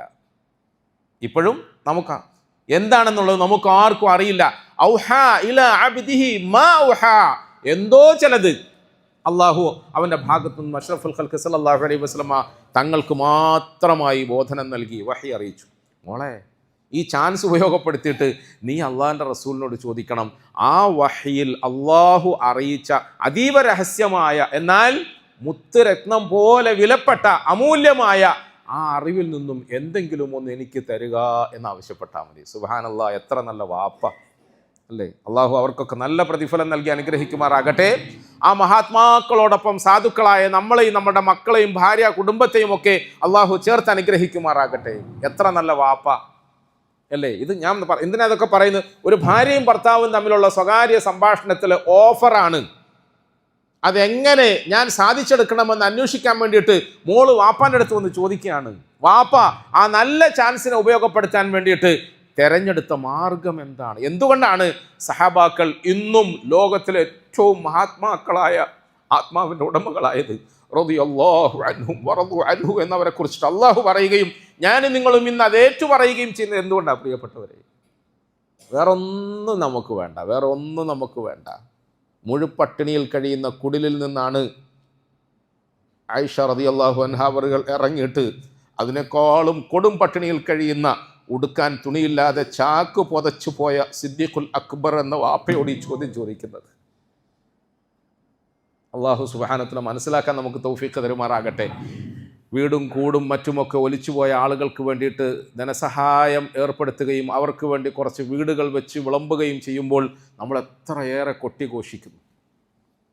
താൻ സമ്പാദിച്ചുണ്ടാക്കിയ മുഴുവൻ സമ്പാദ്യം മക്കയിലെ പ്രമുഖനായ ഒരു വ്യവസായി പ്രമുഖനായിരുന്ന അബൂബക്കർ സിദ്ദീഖ് എന്ന മഹാനായ കച്ചവടക്കാരൻ തൻ്റെ മുഴുവൻ സമ്പത്തിനെയും ഈ റസൂൽ സല്ലല്ലാഹു അലൈഹി വസല്ലമയുടെ മേൽ ചെലവഴിക്കുകയും ചെലവഴിച്ചതിൻ്റെ പേരിൽ ഒരു മനോവേദനയുമില്ലാതെ അവസാനം വീട്ടിൽ കൊടും പട്ടിണിയാണ്. ഉടുക്കാൻ ഉടുതുണിക്ക് മറുതുണിയില്ല നമ്മൾ പറയുന്നില്ലേ? ഉടുതുണിക്ക് മറുതുണിയല്ല, ഉടുതുണിയില്ല എന്ന് പറയുന്നത് സിദ്ദീഖുൽ അക്ബർ അല്ലാത്ത മറ്റാളുകളുടെ ദാരിദ്ര്യത്തെ ഉപമിക്കാനാണെങ്കിൽ സിദ്ദീഖുൽ അക്ബർ റളിയല്ലാഹു അൻഹു അവരുടെ ദാരിദ്ര്യം ഉടുതുണിയില്ല എന്നുള്ളതാണ്. ഉടുതുണിയില്ല. അള്ളാഹു മനസ്സിലാക്കാൻ നമുക്ക് തൗഫീഖ് തരുമാറാകട്ടെ. പക്ഷേ ആ വേളയിൽ ഒരു വാപ്പ ചോദിക്കാൻ പറയുന്നത്, ഞാൻ നേരത്തെ പറഞ്ഞു, ഞാൻ വെറുതെ പറഞ്ഞതല്ല. റസൂലുള്ളാഹി സ്വല്ലല്ലാഹു അലൈഹി വസല്ലമ തങ്ങളെ കുറിച്ചിട്ട് ചരിത്രം ശരിക്കും വായിക്കാൻ ശ്രമിച്ചാൽ അവിടുന്ന് വഫാത്താകുമ്പോൾ അവിടുത്തേക്ക് അവകാശപ്പെട്ടതായി തങ്ങളുടെ പേരിൽ പ്രമാണം ചെയ്യപ്പെട്ട 500-ലേറെ തോട്ടങ്ങൾ ഉണ്ടായിരുന്നു എന്നതൊരു ചരിത്ര സത്യമാണ്. ഇനി പറയുന്നതൊക്കെ ശ്രദ്ധിച്ച് മനസ്സിലാക്കണം. കാരണം എന്താ, ഇസ്ലാമിക ശരീഅത്തിന്റെ നിയമപ്രകാരം യുദ്ധം വിജയിക്കുമ്പോൾ അതിൽ ഗനീമത്ത് സ്വത്തായി കിട്ടുന്ന സമ്പത്തിനെ എങ്ങനെ വിഭജിക്കണം എന്നൊരു ഹിസാബുണ്ട്, ഒരു കണക്കുണ്ട്. ആ കണക്ക് പ്രകാരം വഅലമൂ അന്നമാ ഗനിംതും മിൻ ഷൈഇൻ ഫഅന്ന ലില്ലാഹി ഖുമുസ. നമ്മുടെ പ്രസംഗത്തിൽ നമ്മളിങ്ങനെ പലതും പറഞ്ഞു പോകുന്നുണ്ടല്ലേ. സാമ്പത്തിക ശാസ്ത്രവും പറയുന്നുണ്ട്, ദാമ്പത്യ ശാസ്ത്രവും പറയുന്നുണ്ട്. ഇതെല്ലാം മനസ്സിലാക്കണം, അമൽ ചെയ്യണം. അള്ളാഹു മനസ്സിലാക്കാൻ നമുക്ക് തൗഫീഖ് തരുമാറാകട്ടെ. ഖുമുസുൽ ഖുമുസ് എന്ന് പറയുന്ന ഒരു ഓഹരി എല്ലാ യുദ്ധാർജിത മുതലിൽ നിന്നും അഷ്റഫുൽ ഖൽഖ് സല്ലല്ലാഹു അലൈഹി വസല്ലമ തങ്ങൾക്ക് ന്യായമായ നിലയിൽ വരും. ആരുടെ ഓശാരമൊന്നുമല്ല, അത് പൊതു ഖജനാവിൽ നിന്നും കൈയിട്ട് വാരുന്നതല്ല. അത് പാവങ്ങൾക്ക് കൊടുക്കാൻ വേണ്ടിയിട്ട് പിരിവെടുത്തിട്ട് അവനവൻ്റെ കീശ വീർപ്പിക്കാൻ വേണ്ടി ഉപയോഗപ്പെടുത്തിയതുമല്ല. അത് ന്യായമായ നിലയിൽ അള്ളാഹു അനുവദിക്കുകയും ഇസ്ലാമിക ശരീഅത്തിന്റെ സമ്പൽഘടന എഴുതി വെക്കുകയും ചെയ്ത പൊതു നിയമമാണ് ഖുമുസുൽ ഖുമുസ്. അങ്ങനെ ന്യായമായ നിലയിൽ അഷ്റഫുൽ ഖൽഖ് സല്ലല്ലാഹു അലൈഹി വസല്ലമ തങ്ങളുടെ മേൽ പ്രമാണം ചെയ്യപ്പെട്ട ആധാരം ഡോക്യുമെന്റേഷൻ നടന്നിട്ടുള്ള 500-ലേറെ തോട്ടങ്ങൾ ഉണ്ടായിരുന്നു. അത് ഞാൻ നേരത്തെ പറഞ്ഞത്. എന്നാ പിന്നെ മോളെ ഐഷ, ഈ ചാൻസ് ഉപയോഗപ്പെടുത്തിക്കൊണ്ട് 500 വേണ്ട, 5 ഏക്കറോ 10 ഏക്കറോ, 500 തോന്നുന്നത് ഓരോന്നും 5 ഏക്കറും 10 ഏക്കറോ 50 ഏക്കറോ ഒക്കെ ഉള്ള തോട്ടങ്ങളാണ്. തമാശയും കളിയൊന്നും അല്ലേ. അതിൽ ഏതെങ്കിലും ഒന്നിങ്ങ് താ എന്ന് പറയുന്നതിന് പകരം മുഹമ്മദ് മുസ്തഫ സല്ലല്ലാഹു അലൈഹി വസല്ലമ തങ്ങളോടൊപ്പം ഇത്രയും കാലം സഹവസിച്ചതിൻ്റെ സൽഗുണം അബൂബക്കർ സിദ്ദീഖ് റളിയല്ലാഹു അൻഹു അവർ പ്രകടിപ്പിച്ചു. അത് ഏറ്റു പറയാൻ സന്മനസ്സുണ്ടായിരുന്ന പ്രിയതമേ ഐഷ ബീവി റളിയല്ലാഹു അൻഹ അവർ അതീവ സന്തോഷത്തോടു കൂടി തിരിച്ചോടി വന്നു. അങ്ങനെ സന്തോഷത്തിൻ്റെ അണക്കലുമായി കഥക്കുമായി തന്നു. റസൂൽ സല്ലല്ലാഹു അലൈഹി വസല്ലമ തങ്ങൾ ഐഷ ചോദിച്ചോ? ആ ചോദിച്ചു. എന്തു പറഞ്ഞു? നിനക്ക് എന്താ വേണ്ടത്? ചോദിച്ചോളൂ. ഐഷ റളിയല്ലാഹു അൻഹ അവർ അതബോടെ മര്യാദയോടെ അരികിലിരുന്ന് ആ സ്നേഹം നഷ്ടപ്പെട്ടു പോകാതെ വീണ്ടും അതിനെ ആവർത്തിപ്പിക്കാൻ നിർബന്ധിതനാക്കി. എന്നിട്ട് പറഞ്ഞു, യാ റസൂലല്ലാഹ്, വേറൊന്നും വേണ്ട. ഔഹാ ഇലാ അബ്ദിഹി മാ ഔഹാ. അന്ന് അതീവ രഹസ്യമായി അങ്ങേക്ക് അള്ളാഹു നൽകിയ ബോധനത്തിൽ നിന്നും അറിവിൽ നിന്നും എന്തെങ്കിലും ഒന്ന് എനിക്ക് തരണം, വേറൊന്നുമില്ല. ചരിത്രകാരന്മാർ പറയുന്നുണ്ട്, സത്യത്തിൽ റസൂൽ സല്ലല്ലാഹു അലൈഹി വസല്ലമ തങ്ങളൊന്ന് പരങ്ങി. എന്താ കാരണം? വാഗ്ദാനം ചെയ്തു പോലെ നീ എന്ത് ചോദിച്ചാലും തരുമെന്ന്. കൊടുക്കണ്ടേ? ഇതെങ്ങനെ കൊടുക്കുക? സാധാരണഗതിയിൽ ഒരു ഭാര്യ പ്രതീക്ഷിക്കുന്ന മറ്റു പലതും കൊടുക്കാൻ ഞാൻ സന്നദ്ധനാണ്, ഇതെങ്ങനെ കൊടുക്കുക? പക്ഷെ പറയാതിരിക്കാൻ നിർവാഹമില്ല. പ്രിയപ്പെട്ടവരെ, ഇനി ഈ ഗിഫ്റ്റ്, ഈ സമ്മാനം, ഈ സർപ്രൈസ് അത് ഐഷ ബീവിക്കുള്ളതല്ല, ഈ ഇരിക്കുന്ന നമുക്കെല്ലാവർക്കും കൂടിയുള്ളതാണ് എന്ന് പ്രസംഗിക്കാനാണ് ഇത്രയും വിശദമായി നമ്മൾ കാര്യങ്ങളൊക്കെ പറഞ്ഞു. എന്താന്ന് റസൂലുള്ളാഹി സ്വല്ലല്ലാഹു അലൈഹി വസല്ലം തങ്ങൾ പറഞ്ഞത്? ഐഷ, ഞാൻ നിന്നോട് വാക്ക് പറഞ്ഞതിൻ്റെ പേരിൽ അത് പാലിക്കാതിരിക്കാൻ നിർവാഹമില്ല. അള്ളാഹു എനിക്ക് അന്ന് പ്രത്യേകമായി വഹി അറിയിച്ചതിൽ നിന്നും ഒരു കാര്യം ഞാൻ നിനക്ക് പറഞ്ഞുതരാം. അപ്പോൾ സ്നേഹത്തോടെ, ജിജ്ഞാസയോടെ, ആകാംക്ഷയോടെ ഇങ്ങനെ കാത് കൂർപ്പിച്ചിരുന്നു റസൂലിൻ്റെ ഭാര്യ സല്ലല്ലാഹു അലൈഹി വസല്ലം ഐഷ ബീവി റളിയല്ലാഹു അൻഹ. നബി സല്ലല്ലാഹു അലൈഹി വസല്ലമ തങ്ങൾ പറഞ്ഞു, ഐഷ, അതിൽ ഒരു കാര്യം, ഏതെങ്കിലും ഒരു മനുഷ്യൻ മറ്റൊരു മനുഷ്യൻ്റെ മനസ്സിനെ സന്തോഷിപ്പിച്ചാൽ അവന് സ്വർഗം ഉറപ്പായും ഞാൻ നൽകുമെന്ന് അല്ലാഹു പറഞ്ഞു. ഏതെങ്കിലും ഒരു മനുഷ്യൻ മറ്റൊരു മനുഷ്യൻ്റെ മനസ്സിനെ സന്തോഷിപ്പിച്ചാൽ അവന് അള്ളാഹു സ്വർഗം നൽകുമെന്ന് അള്ളാഹു എന്നോട് പറഞ്ഞു. വേറെ ഒന്നുമില്ല. അബൂബക്കർ സിദ്ദീഖ് റളിയല്ലാഹു അൻഹു അവർ മോളെ പറഞ്ഞയക്കുമ്പോൾ ഇറങ്ങാൻ നേരത്ത് ഒരു കാര്യം പറഞ്ഞു, മോളെ, സംഗതി നീ പോയി ഇതാവശ്യപ്പെട്ട് അള്ളാഹിൻ്റെ റസൂൽ നിനക്ക് അങ്ങനെ ഒരു കാര്യം പറഞ്ഞു തന്നാൽ വാപ്പാനെ മറക്കരുത്, വേഗം അതിൻ്റെ ഒരു പങ്ക് വാപ്പാക്കും കൂടെ കൊണ്ടു തരണേ. സുബ്ഹാനല്ലാഹ്, അപ്പനെ മറക്കരുത്. അങ്ങനെ എങ്ങാനും നിൻ്റെ റസൂൽ നിനക്കൊരു ഇൽമു പറഞ്ഞു തന്നിട്ടുണ്ടെങ്കിൽ ഉപ്പാക്കും കൂടെ പറഞ്ഞു തരണേ, ഉപ്പാനും കൂടെ പറഞ്ഞു തരണേ. പ്രിയപ്പെട്ടവരെ, കിട്ടിയ സന്തോഷത്തിൽ എന്ത് കിട്ടിയതാ? ഞാൻ പറഞ്ഞ തോട്ടമല്ല, പൊന്നല്ല, പണ്ടമല്ല, ഡ്രസ്സല്ല, ഫാൻസി ഉപകരണങ്ങളല്ല. ഈ അറിവ് കിട്ടിയ സന്തോഷത്തിൽ പാഞ്ഞു ഓടി പ്രിയപ്പെട്ട വാപ്പയുടെ അരികിലേക്ക് ചെന്നു. എന്നിട്ട് വാപ്പാനോട് പറഞ്ഞു, കിട്ടി കിട്ടി. എന്താ കിട്ടിയത്? ഒരു ഹദീസ്, ഒരു വാക്ക്. എന്താ വാക്ക്? ഏതെങ്കിലും ഒരു മനുഷ്യൻ മറ്റൊരു മനുഷ്യൻ്റെ മനസ്സിനെ സന്തോഷിപ്പിച്ചാൽ അള്ളാഹു അവന് നിർബന്ധമായും സ്വർഗം കൊടുക്കുന്നതാണ്. സിദ്ദീഖുൽ അക്ബറിൻ്റെ മുഖത്ത് ആദ്യം ഒരു പുഞ്ചിരി വിടർന്നു. കാരണം ഇൽമു കിട്ടിയല്ലോ. പെട്ടെന്ന് അദ്ദേഹം വിട്ട് കരഞ്ഞു. ആയിഷ റളിയല്ലാഹു അൻഹ അവർ ഞെട്ടിത്തെറിച്ചു പോയി. പടച്ചവനെ, ഇതെന്ത് കഥയാണ് ബാപ്പാ? ഇത് കരയാനുള്ളതല്ലല്ലോ, സന്തോഷിക്കാനുള്ളതല്ലേ. ഇൽമു കിട്ടി മാത്രമല്ല, ആരെങ്കിലും മറ്റൊരു മനുഷ്യൻ്റെ മനസ്സിനെ സന്തോഷിപ്പിച്ചാൽ അവന് സ്വർഗം കൊടുക്കാന്നല്ലേ പറഞ്ഞത്. നമ്മൾ സന്തോഷിക്കല്ലേ വേണ്ടിയത്. പ്രിയപ്പെട്ടവരെ, അബൂബക്കർ സിദ്ദീഖ് റളിയല്ലാഹു അൻഹു അവർ കരച്ചിൽ അടക്കാൻ കഴിയാതെ ഏങ്ങലടിച്ചുകൊണ്ട് മകളെ ആശ്വസിപ്പിച്ചു പറഞ്ഞു, ആയിഷ, നീ പറഞ്ഞത് ശരിയാണ്, ഇത് സന്തോഷിക്കാനുള്ളതാണ്. പക്ഷെ ആയിഷ, ഇതിൻ്റെ നേരെ വിപരീത അർത്ഥവും കൂടി നമ്മൾ ആലോചിക്കേണ്ടതുണ്ട്. അവിടെയാണ് ഞാൻ കരഞ്ഞു പോയത്. അതെന്താ വാപ്പാ? അത് മറ്റൊന്നുമല്ല, ഏതെങ്കിലും ഒരു മനുഷ്യൻ മറ്റൊരു മനുഷ്യൻ്റെ മനസ്സിനെ സന്തോഷിപ്പിച്ചാൽ അള്ളാഹു അവനെ നേരെ സ്വർഗത്തിൽ അയക്കും എന്ന് പറഞ്ഞപ്പോൾ മറുഭാഗത്ത് ഏതെങ്കിലും ഒരു മനുഷ്യൻ മറ്റൊരു മനുഷ്യൻ്റെ മനസ്സിനെ നൊമ്പരപ്പെടുത്താൻ ശ്രമിച്ചാൽ അവനെ അള്ളാഹു നേരെ നരകത്തിൽ അയക്കുമൊന്നുമില്ലേ? ഞാൻ എൻ്റെ ജീവിതത്തിൽ ആരെയെങ്കിലും വേദനിപ്പിച്ചിട്ടുണ്ടോ? ഞാൻ ആരെയെങ്കിലും വിഷമിപ്പിച്ചിട്ടുണ്ടോ, ദുഃഖിപ്പിച്ചിട്ടുണ്ടോ എന്ന വെപ്രാളത്തിലാണ് ഞാൻ കരഞ്ഞത് എന്ന് അബൂബക്കർ സിദ്ദീഖ് റളിയല്ലാഹു അൻഹു അവർ പറഞ്ഞു. പ്രിയപ്പെട്ടവരെ, നമ്മളൊന്ന് ആലോചിക്കേണ്ടത്, ഏതെങ്കിലും ഒരു മനുഷ്യൻ മറ്റൊരു മനുഷ്യൻ്റെ മനസ്സിനെ നൊമ്പരപ്പെടുത്തിയാൽ അവന് നരകം ലഭിക്കാനിടയുണ്ട്, സന്തോഷിപ്പിച്ചാൽ അവന് സ്വർഗം ലഭിക്കാനിടയുണ്ട്. നമ്മൾ ഈ വേദനിപ്പിക്കുന്നത്, നൊമ്പരപ്പെടുത്തുന്നത് നമ്മളോടൊപ്പം രാവും പകലും ഒന്നിച്ചുണ്ണുകയും ഉറങ്ങുകയും ചെയ്യുന്ന പ്രിയപ്പെട്ടവളെ ആണെങ്കിൽ എന്ത് സംഭവിക്കും എന്ന് പറയാനാണ് ഇത്രയും വിശദമായി ഞാൻ പറഞ്ഞത്. എന്നെ വിശ്വസിച്ച് എന്നോടൊപ്പം ഇറങ്ങി വന്ന് എനിക്ക് വേണ്ടി അവളുടേതെല്ലാം സമർപ്പിച്ചു. എല്ലാം സമർപ്പിച്ചു. എൻ്റെ മക്കളെ അവളുടെ വയറ്റിൽ കൊണ്ടു നടന്നു. എൻ്റെ മക്കൾക്ക് അവൾ പാല് കൊടുത്തു, മുലയൂട്ടി, പോറ്റി വളർത്തി. അന്നൊരു ദിവസം നമ്മൾ പറഞ്ഞതുപോലെ, ഞാൻ രാത്രിയിൽ കിടന്നുറങ്ങുമ്പോൾ അരികിൽ കുഞ്ഞ് കരഞ്ഞാൽ ആ കുഞ്ഞിനെ ഞാനൊന്നെടുത്ത് പുറത്തേക്ക് പോകുന്നതിന് പകരം അരികിൽ കിടക്കുന്ന എൻ്റെ പ്രിയതമ്മയെ ഞാൻ തട്ടി ഉണർത്തിയിട്ട് ഓള തലയിൽ വെച്ച് കൊടുക്കുക. എന്നിട്ട് ഞാൻ സുഖമായി തിരിഞ്ഞടക്കാം. കരച്ചിൽ കൂടിയാൽ പിന്നെ നമ്മുടെ ഭാഗത്ത് നിന്ന് ഒരു ഓർഡർ വരും, ഒരു ശബ്ദം, ഒരു ആക്രോശം. പോ അപ്പുറത്ത്, വാതിൽ കുറ്റിയെടു, പോയി. ആരാ പോയത്? എൻ്റെ ഏറ്റവും പ്രിയപ്പെട്ട കുഞ്ഞും എൻ്റെ ഏറ്റവും പ്രിയപ്പെട്ട ഭാര്യയും. എന്തിനു വേണ്ടി? എൻ്റെ ഒരു രാത്രിയിൽ ഉറക്കം കെടുത്താൻ ഞാൻ അനുവദിക്കൂല. ഇങ്ങനെ എനിക്ക് വേണ്ടി എല്ലാം സമർപ്പിച്ച എൻ്റെ പ്രിയപ്പെട്ടവളെ ഞാൻ മനസ്സ് വേദനിപ്പിച്ചാൽ എന്ത് സംഭവിക്കും? പ്രസംഗം കേൾക്കാൻ ഭയങ്കര എളുപ്പമാണ്, ഹദീസ് പറയാൻ ഭയങ്കര എളുപ്പമാണ്. നമ്മൾ ഹദീസും ആയത്തും ഖുർആനും പ്രസംഗവും ഒക്കെ കേൾക്കുന്നത് സ്വർഗവും നരകവും ഒക്കെ മുമ്പിൽ കണ്ടുകൊണ്ടാണ്,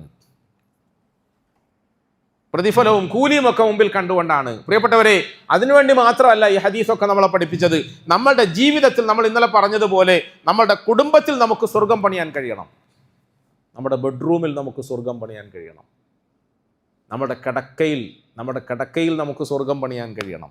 അതിന് നമ്മൾ എന്ത് വേണം? അതിന് പരസ്പരമുള്ള പെരുമാറ്റത്തിൽ പടച്ചവനെ പേടിക്കണം. അങ്ങനെ പറഞ്ഞാൽ മതി, അതാ നല്ലത്. പരസ്പരമുള്ള പെരുമാറ്റത്തിൽ പടച്ചവനെ പേടിക്കണം. യാ അയ്യുഹല്ലദീന ആമനൂ ഇത്തഖുല്ലാഹ്. എല്ലാ നിക്കാഹിൻ്റെ ഖുത്ബയുടെ തുടക്കത്തിലും നമ്മൾ ഓതി വെക്കുന്ന ഒരു വിശുദ്ധ വാക്യമാണത്, അള്ളാഹുവിൻ്റെ വചനം. യാ അയ്യുഹല്ലദീന ആമനൂ. കല്യാണം കഴിക്കാൻ പോകുന്ന മുസ്ലിമായ ചെറുപ്പക്കാരി, കല്യാണം കഴിപ്പിച്ചു കൊടുക്കുന്ന അവൻ്റെ ഉമ്മ വാപ്പാ, അങ്ങനെയാണല്ലോ അയ്യുഹല്ലദീന ആമനൂ എന്ന് പറഞ്ഞാൽ. ഈ ചെറുക്കൻ്റെ കൂടെ വരാൻ പോകുന്ന പെണ്ണും മാത്രം വിചാരിച്ചാൽ അവരുടെ കുടുംബജീവിതം സുഖകരമായി കൊള്ളണമെന്നില്ല. അവരുടെ കുടുംബജീവിതം സുഖകരമാകുന്ന വിഷയത്തിൽ വാപ്പാക്ക് പങ്കുണ്ട്, ഉമ്മാക്ക് പങ്കുണ്ട്, ഏട്ടന് പങ്കുണ്ട്, അനിയന് പങ്കുണ്ട്, കൂടെ കിടക്കുന്നവർ, കൂടെ നടക്കുന്നവർക്കൊക്കെ പങ്കുണ്ട്. അവരെല്ലാവരും ഒന്നിച്ച് ചേർന്നാൽ മാത്രമേ ഉള്ളൂ ഒരു കുടുംബം നല്ല നിലയിൽ മുമ്പോട്ട് പോവുകയുള്ളൂ. ഒരു കുടുംബം മുമ്പോട്ട് പോകുന്ന വിഷയത്തിൽ എല്ലാവർക്കും അവരവരുടേതായ പങ്കുകളുണ്ട്.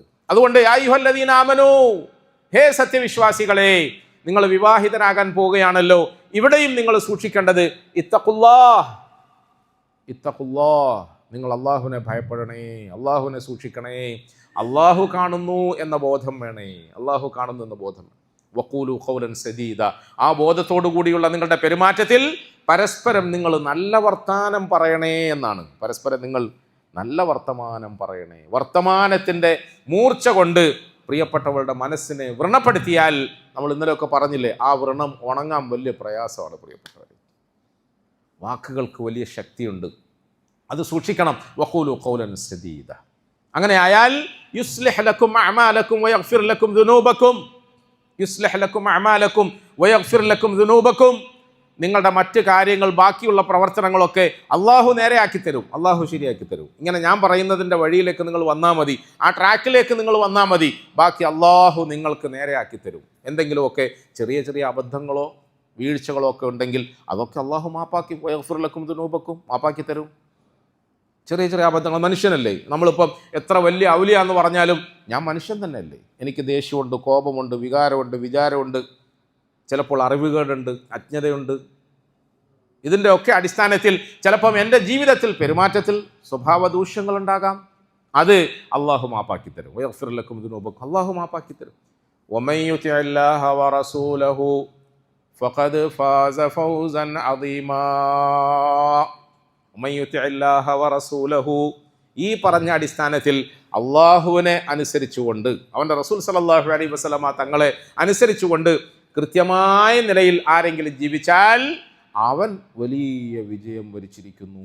ഫഖദ് ഫാസ ഫൗസൻ, വലിയ വിജയം വരിച്ചിരിക്കുന്നു എന്ന് പറഞ്ഞാൽ എന്താ അർത്ഥം? ഫഖദ് ഫാസ ഫൗസൻ അദീമാ. പ്രിയപ്പെട്ടവരെ, നമ്മളൊന്ന് ആലോചിച്ച് നോക്കി. എല്ലാ ഖുത്ബയിലും നമ്മൾ ഈ ആയത്ത് കേൾക്കാറുണ്ട്. ഇമാം ആദ്യത്തെ ഖുത്ബ നിർവഹിച്ച് നിർത്തി ഇരിക്കാൻ വേണ്ടി പോകുമ്പോഴാണ് ഈ ആയത്ത് പറയുക. ആയത്ത് പറയുമ്പം വമൻ യുതിഇല്ലാഹ വറസൂലഹു ഫഖദ് ഫാസ ഫൗസൻ അദീമാ എന്ന് പറയും. അപ്പോൾ ഇരിക്കുന്ന നമ്മളെല്ലാവരും ബുദ്ധിപരമായ എല്ലാം മനസ്സിലായതിൻ്റെ അടിസ്ഥാനത്തിൽ അല്ലാഹുമ്മ സല്ലി അലാ സയ്യിദിനാ മുഹമ്മദ്, അങ്ങനെയല്ലേ പറയല് സാധാരണ എല്ലാ പള്ളിയിലും? അങ്ങനെയാണല്ലോ. ഞാൻ 16 കൊല്ലം ഇവിടെ ഖുത്ബ ഓതി. എൻ്റെ 16 കൊല്ലത്തെ ഖുത്ബയിലും എന്നെ കേൾക്കാൻ വന്ന 90% ആളുകൾ തന്നെ പറഞ്ഞത്. ഇതല്ലാത്ത മറ്റു പള്ളികളിൽ, മൊത്തം കണ്ണൂരിൽ ഞാൻ 32 കൊല്ലമായി ഖുർആൻ ഖുത്ബ ഓതുന്നു. അവിടെയൊക്കെ ഞാൻ ഇതാണ് അധികം കേൾക്കുന്നത്. എന്താ കാര്യം? ഈ ഇരിക്കുന്ന നമുക്കൊന്നും ഇപ്പോൾ നമ്മളോട് നമ്മുടെ റബ്ബ് പറയുന്നത് എന്താണെന്ന് വ്യക്തമായി ബോധ്യപ്പെട്ടില്ല. ഫഖദ് ഫാസ ഫൗസൻ അദീമാ എന്ന് പറഞ്ഞ ഉടനെ നമ്മൾ കൈപൊക്കിയിട്ട് അല്ലാഹുമ്മ സല്ലി അലാ. പ്രിയപ്പെട്ടവരെ, ഈ പറഞ്ഞ നിലയിൽ നീ നിൻ്റെ ഭാര്യയോട് പെരുമാറേണ്ടതുപോലെ പെരുമാറുകയും വർത്താനം പറയേണ്ടതുപോലെ വർത്താനം പറയുകയും ആ രംഗത്ത് അള്ളാഹുവും അവൻ്റെ റസൂലും നിനക്ക് പഠിപ്പിച്ച മാതൃകയിൽ നീ ജീവിക്കാൻ ശ്രമിക്കുകയും ചെയ്താൽ നിന്റെ കുടുംബജീവിതം അത്യുന്നതമായ നിലയിൽ വിജയിച്ചു എന്നർത്ഥം വെക്കാം. നിന്റെ കുടുംബജീവിതം വിജയിക്കും, നിന്റെ ഭാര്യാഭർത്തൃ ബന്ധം വിജയിക്കും. അതുപോലെ ബാക്കിയുള്ള എല്ലാ രംഗങ്ങളിലും ഈ പറഞ്ഞ തത്വത്തിൻ്റെ അടിസ്ഥാനത്തിൽ നിന്റെ ജീവിതത്തെ നീ ചിട്ടപ്പെടുത്താൻ ശ്രമിച്ചാൽ അവിടെയൊക്കെ വണ്ണമായ വിജയം നിനക്ക് കിട്ടുക തന്നെ ചെയ്യും. അള്ളാഹു നമുക്കതൊക്കെ ലഭിക്കാനുള്ള സൗഭാഗ്യം നൽകി അനുഗ്രഹിക്കുമാറാകട്ടെ. പ്രിയപ്പെട്ടവരെ, നമ്മളുടെ കുടുംബജീവിതത്തിൽ, വ്യക്തിജീവിതം, കുടുംബജീവിതം, സാമൂഹിക ജീവിതം, രാഷ്ട്രീയ രംഗം, എല്ലാ രംഗവും ഇസ്ലാമികമാക്കണം. അതിനാണ് നമ്മളിങ്ങനെ തഅലീമ് കേൾക്കുന്നത്. നമ്മുടെ കുടുംബജീവിതത്തിൽ നമ്മൾ ശ്രദ്ധിക്കേണ്ട വളരെ പ്രധാനപ്പെട്ട ഒരുപാട് സംഗതികളുണ്ട്. എല്ലാം ഒന്നും നമുക്ക് പറഞ്ഞു തീർക്കാൻ കഴിയില്ല. ഞാൻ പറഞ്ഞല്ലോ, ചിലപ്പോൾ ഒരു ഭാര്യയും ഭർത്താവും മാത്രം വിചാരിച്ചാൽ കാര്യങ്ങൾ നേരെ ആവില്ല. ചിലപ്പം അവർ തമ്മിൽ നല്ല സ്നേഹമായിരിക്കും, നല്ല ബന്ധമായിരിക്കും. പക്ഷേ അവിടെ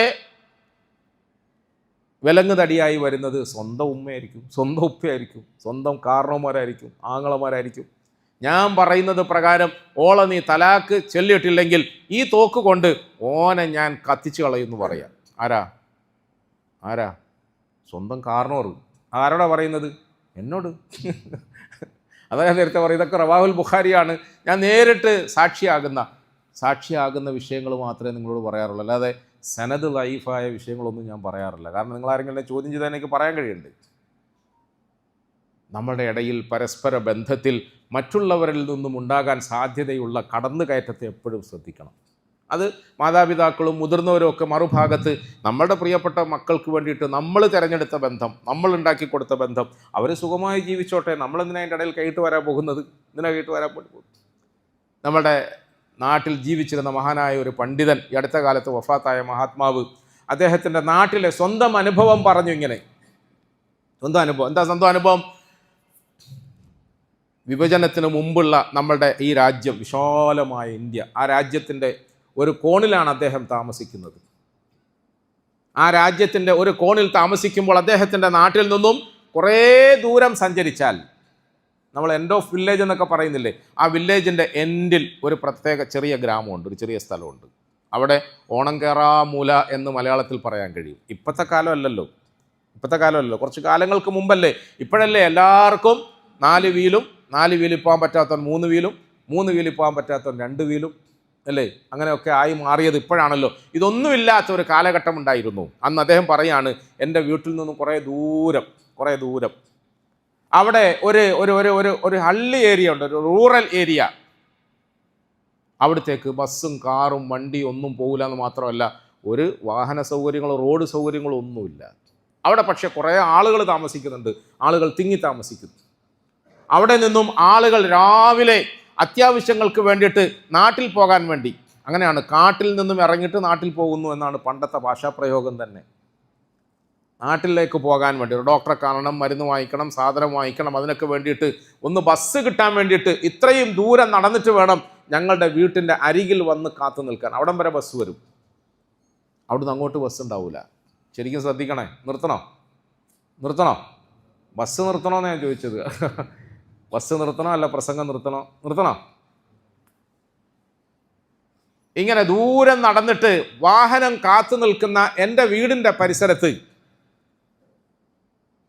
ആ വീട്ടിലെ ഒരു ചെറുപ്പക്കാരൻ വിവാഹിതനായി, നല്ലൊരു പെൺകുട്ടിയെ കൂട്ടിക്കൊണ്ടുവന്നു.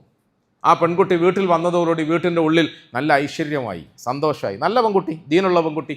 നമ്മളതൊക്കെ ഇന്നലെ പറഞ്ഞു. ദീനെന്ന് പറഞ്ഞാൽ ഭർത്താവിൻ്റെ കിടപ്പറയിൽ, അയാളുടെ ദസ്തർഖാനിൽ, അഥവാ അയാളുടെ തീന്മേശയിൽ അയാളെ സന്തോഷിപ്പിക്കലാണ് ഏറ്റവും വലിയ ദീന്.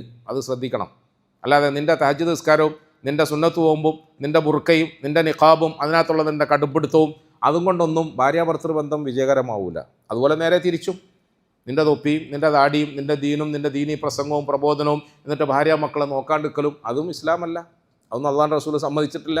അതൊക്കെ ശ്രദ്ധിക്കണം. അങ്ങനെ ഒന്നും കുഴപ്പം സൃഷ്ടിച്ചിട്ട് നമ്മളങ്ങ് സ്വർഗ്ഗത്തിൽ പോകാമെന്ന് ആരും തെറ്റിദ്ധരിക്കരുത്. ഓരോരുത്തരും അവരവരുടെ കടമകൾ പൂർത്തീകരിക്കുക തന്നെ വേണം. ഇഖാമത്ത് കൊടുത്താൽ ഇമാമ് നിൽക്കാൻ വേണ്ടിയിട്ട് മെഹ്റാബിൽ കയറി നിൽക്കുന്നത് പോലെ വീട്ടിലെത്തിയാൽ എൻ്റെ ബാക്കി എല്ലാ തിരക്കും മാറ്റി വെച്ചിട്ട് ഞാൻ ഭാര്യനെ കാണണം, മക്കളെ കാണണം എന്ന് പറയുമ്പോൾ നിങ്ങൾ അത്ഭുതപ്പെടുന്നത്, ഇപ്പോൾ പലരും ഭാര്യനെ കാണാറില്ല, മക്കളെ കാണാറില്ല. അപ്പോൾ നിങ്ങൾ ചോദിക്കും, കാണാറില്ല. നിങ്ങൾ കയറുമ്പം നിങ്ങളുടെ ഉള്ളു നിറയെ വേറെ എന്തൊക്കെയോ ചിത്രങ്ങളുമായിട്ടാണ്, ടെൻഷനുകളായിട്ടാണ് കയറുക. അതുകൊണ്ട് കണ്ണുകൊണ്ട് ഇങ്ങനെ കാണുന്നുണ്ടെങ്കിൽ അങ്ങ് പോക്കാണ്, ഒരു തരം ലഹരിയിലാണ്. ഭൂരിപക്ഷം കുട്ടികളും ലഹരി പദാർത്ഥങ്ങൾ ഉപയോഗിച്ചിട്ട് അപ്രകാരം ലക്കും ലഗാനും ഇല്ലാതെ വരുമ്പോൾ ഭൗതികമായ ചിന്തകളിൽ ലഹരി ബാധിതരായി നമ്മളിൽ അധിക പേരും വീട്ടിൽ ചെല്ലുമ്പോൾ നമ്മൾ ഭാര്യനെ കാണാറില്ല, മക്കളെ കാണാറില്ല, കുടുംബത്തോടൊപ്പം ഇരിക്കാറില്ല, കുടുംബത്തോടൊപ്പം സംസാരിക്കാറില്ല. ഇത് ഞാൻ സാഹിത്യം പറയാമെന്ന് ആരും തെറ്റിദ്ധരിക്കാൻ വേണ്ട, സംഭവിച്ചുകൊണ്ടിരിക്കുന്ന അതാണ്. നമ്മൾ പുറത്ത് നമ്മളുടെ ടെൻഷനും കൊണ്ട് വീട്ടിൻ്റെ ഉള്ളിലേക്ക് കയറരുത് എന്ന് ഞാൻ പറയുന്നതല്ല. ഹബീബായ റസൂൽ സല്ലല്ലാഹു അലൈഹി വസല്ലം തങ്ങളും ഖദീജത്തുൽ കുബ്രയും തമ്മിലുള്ള കുടുംബജീവിതത്തിൽ നമുക്ക് വായിച്ചെടുക്കാൻ കഴിയുന്ന നിയമങ്ങളാണിതൊക്കെ. ഇങ്ങനെ നമ്മൾ നമ്മളുടെ ഭാര്യയോടുള്ള ബന്ധം ശ്രദ്ധിക്കണം, മക്കളോടുള്ള ബന്ധം ശ്രദ്ധിക്കണം, ഭാര്യമാർ ഭർത്താക്കന്മാരോടുള്ള ബന്ധം ശ്രദ്ധിക്കണം. അവരുടെ ദീൻ എന്ന് പറയുന്നത്, അവളുടെ സ്വർഗം എന്ന് പറയുന്നത് ഭർത്താവാണ്.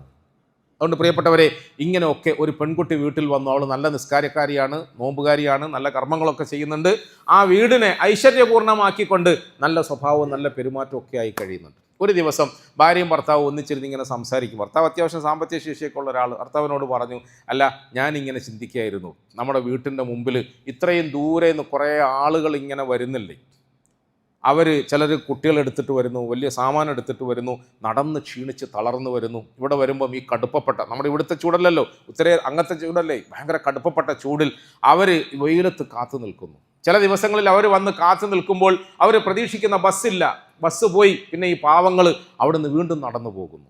അപ്പോൾ എനിക്കൊരു എളിയ അപേക്ഷയുണ്ട്, ഭർത്താവിനോട് പറയുക, ഭാര്യ പറയുക, ഒരു എളിയ അപേക്ഷ. എന്താ അപേക്ഷ? നമുക്ക് അൽഹംദുലില്ലാ അത്യാവശ്യം സമ്പത്തൊക്കെ ഉണ്ടല്ലോ, നമുക്കൊരു ചെറിയൊരു വെയിറ്റിംഗ് ഷെഡ് അവിടെ പണിഞ്ഞു കൊടുത്താലോ? ഒരു വെയിറ്റിംഗ് ഷെഡ്. നല്ല കാര്യമല്ലേ നീ പറഞ്ഞത്? അൽഹംദുലില്ലാ, നല്ല കാര്യമാണ്. വെയിറ്റിംഗ് ഷെഡ് ഞാൻ പണിഞ്ഞു കൊടുക്കും. നാളെ തന്നെ ആളെ എല്ലാം വിളിച്ചു, അത്യാവശ്യം മോശമല്ലാത്ത രൂപത്തിൽ ഒരു ബസ് വെയിറ്റിംഗ് ഷെഡ് അവിടെ പണി പൂർത്തിയാക്കി.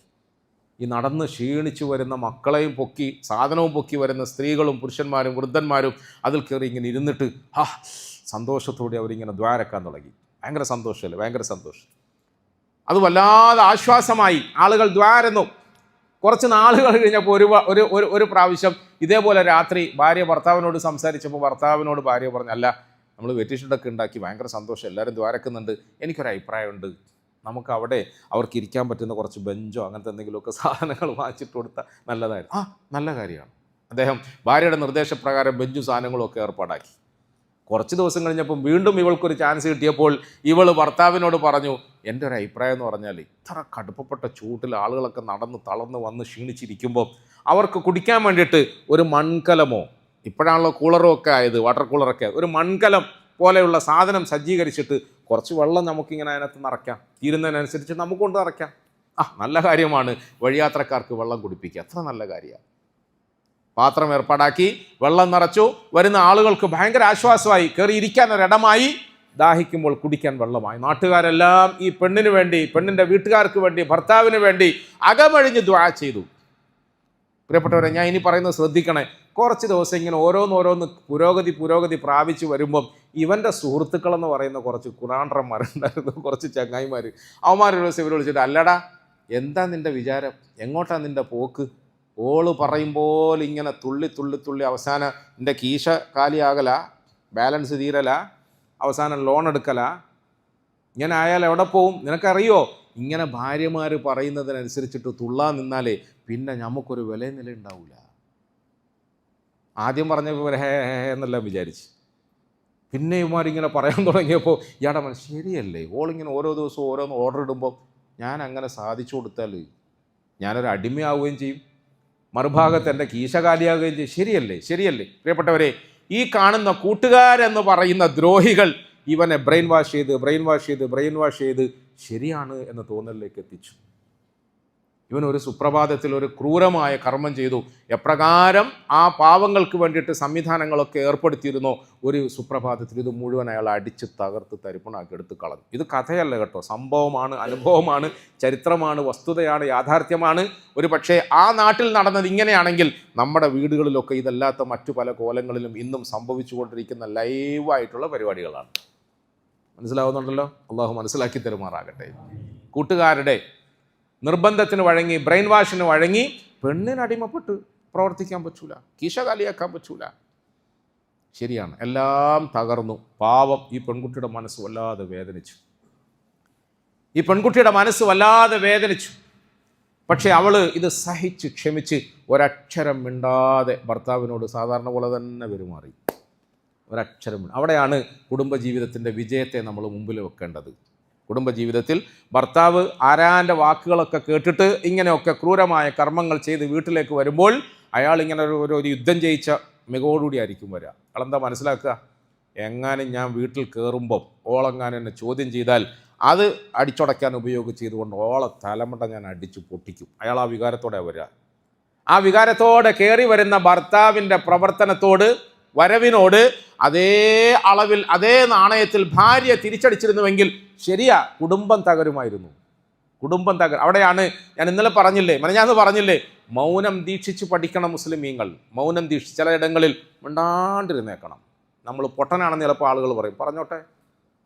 നമ്മൾ പൊട്ടനാണെന്ന് ചിലപ്പോൾ ആളുകൾ പറയും, പറഞ്ഞോട്ടെ. മണ്ടനാണെന്ന് ആളുകൾ പറയും, പറഞ്ഞോട്ടെ. നട്ടലില്ല എന്ന് പറയും, പറഞ്ഞോട്ടെ. ഇടയ്ക്കിടയ്ക്ക് നട്ടലില്ലെന്നങ്ങ് വിചാരിച്ചോണം. ഇന്നലെ ഞാൻ പറഞ്ഞത് നട്ടൽ വേണമെന്നാണ്, ഓർമ്മ വേണം, ഒന്നും മാറിപ്പോകരുത്.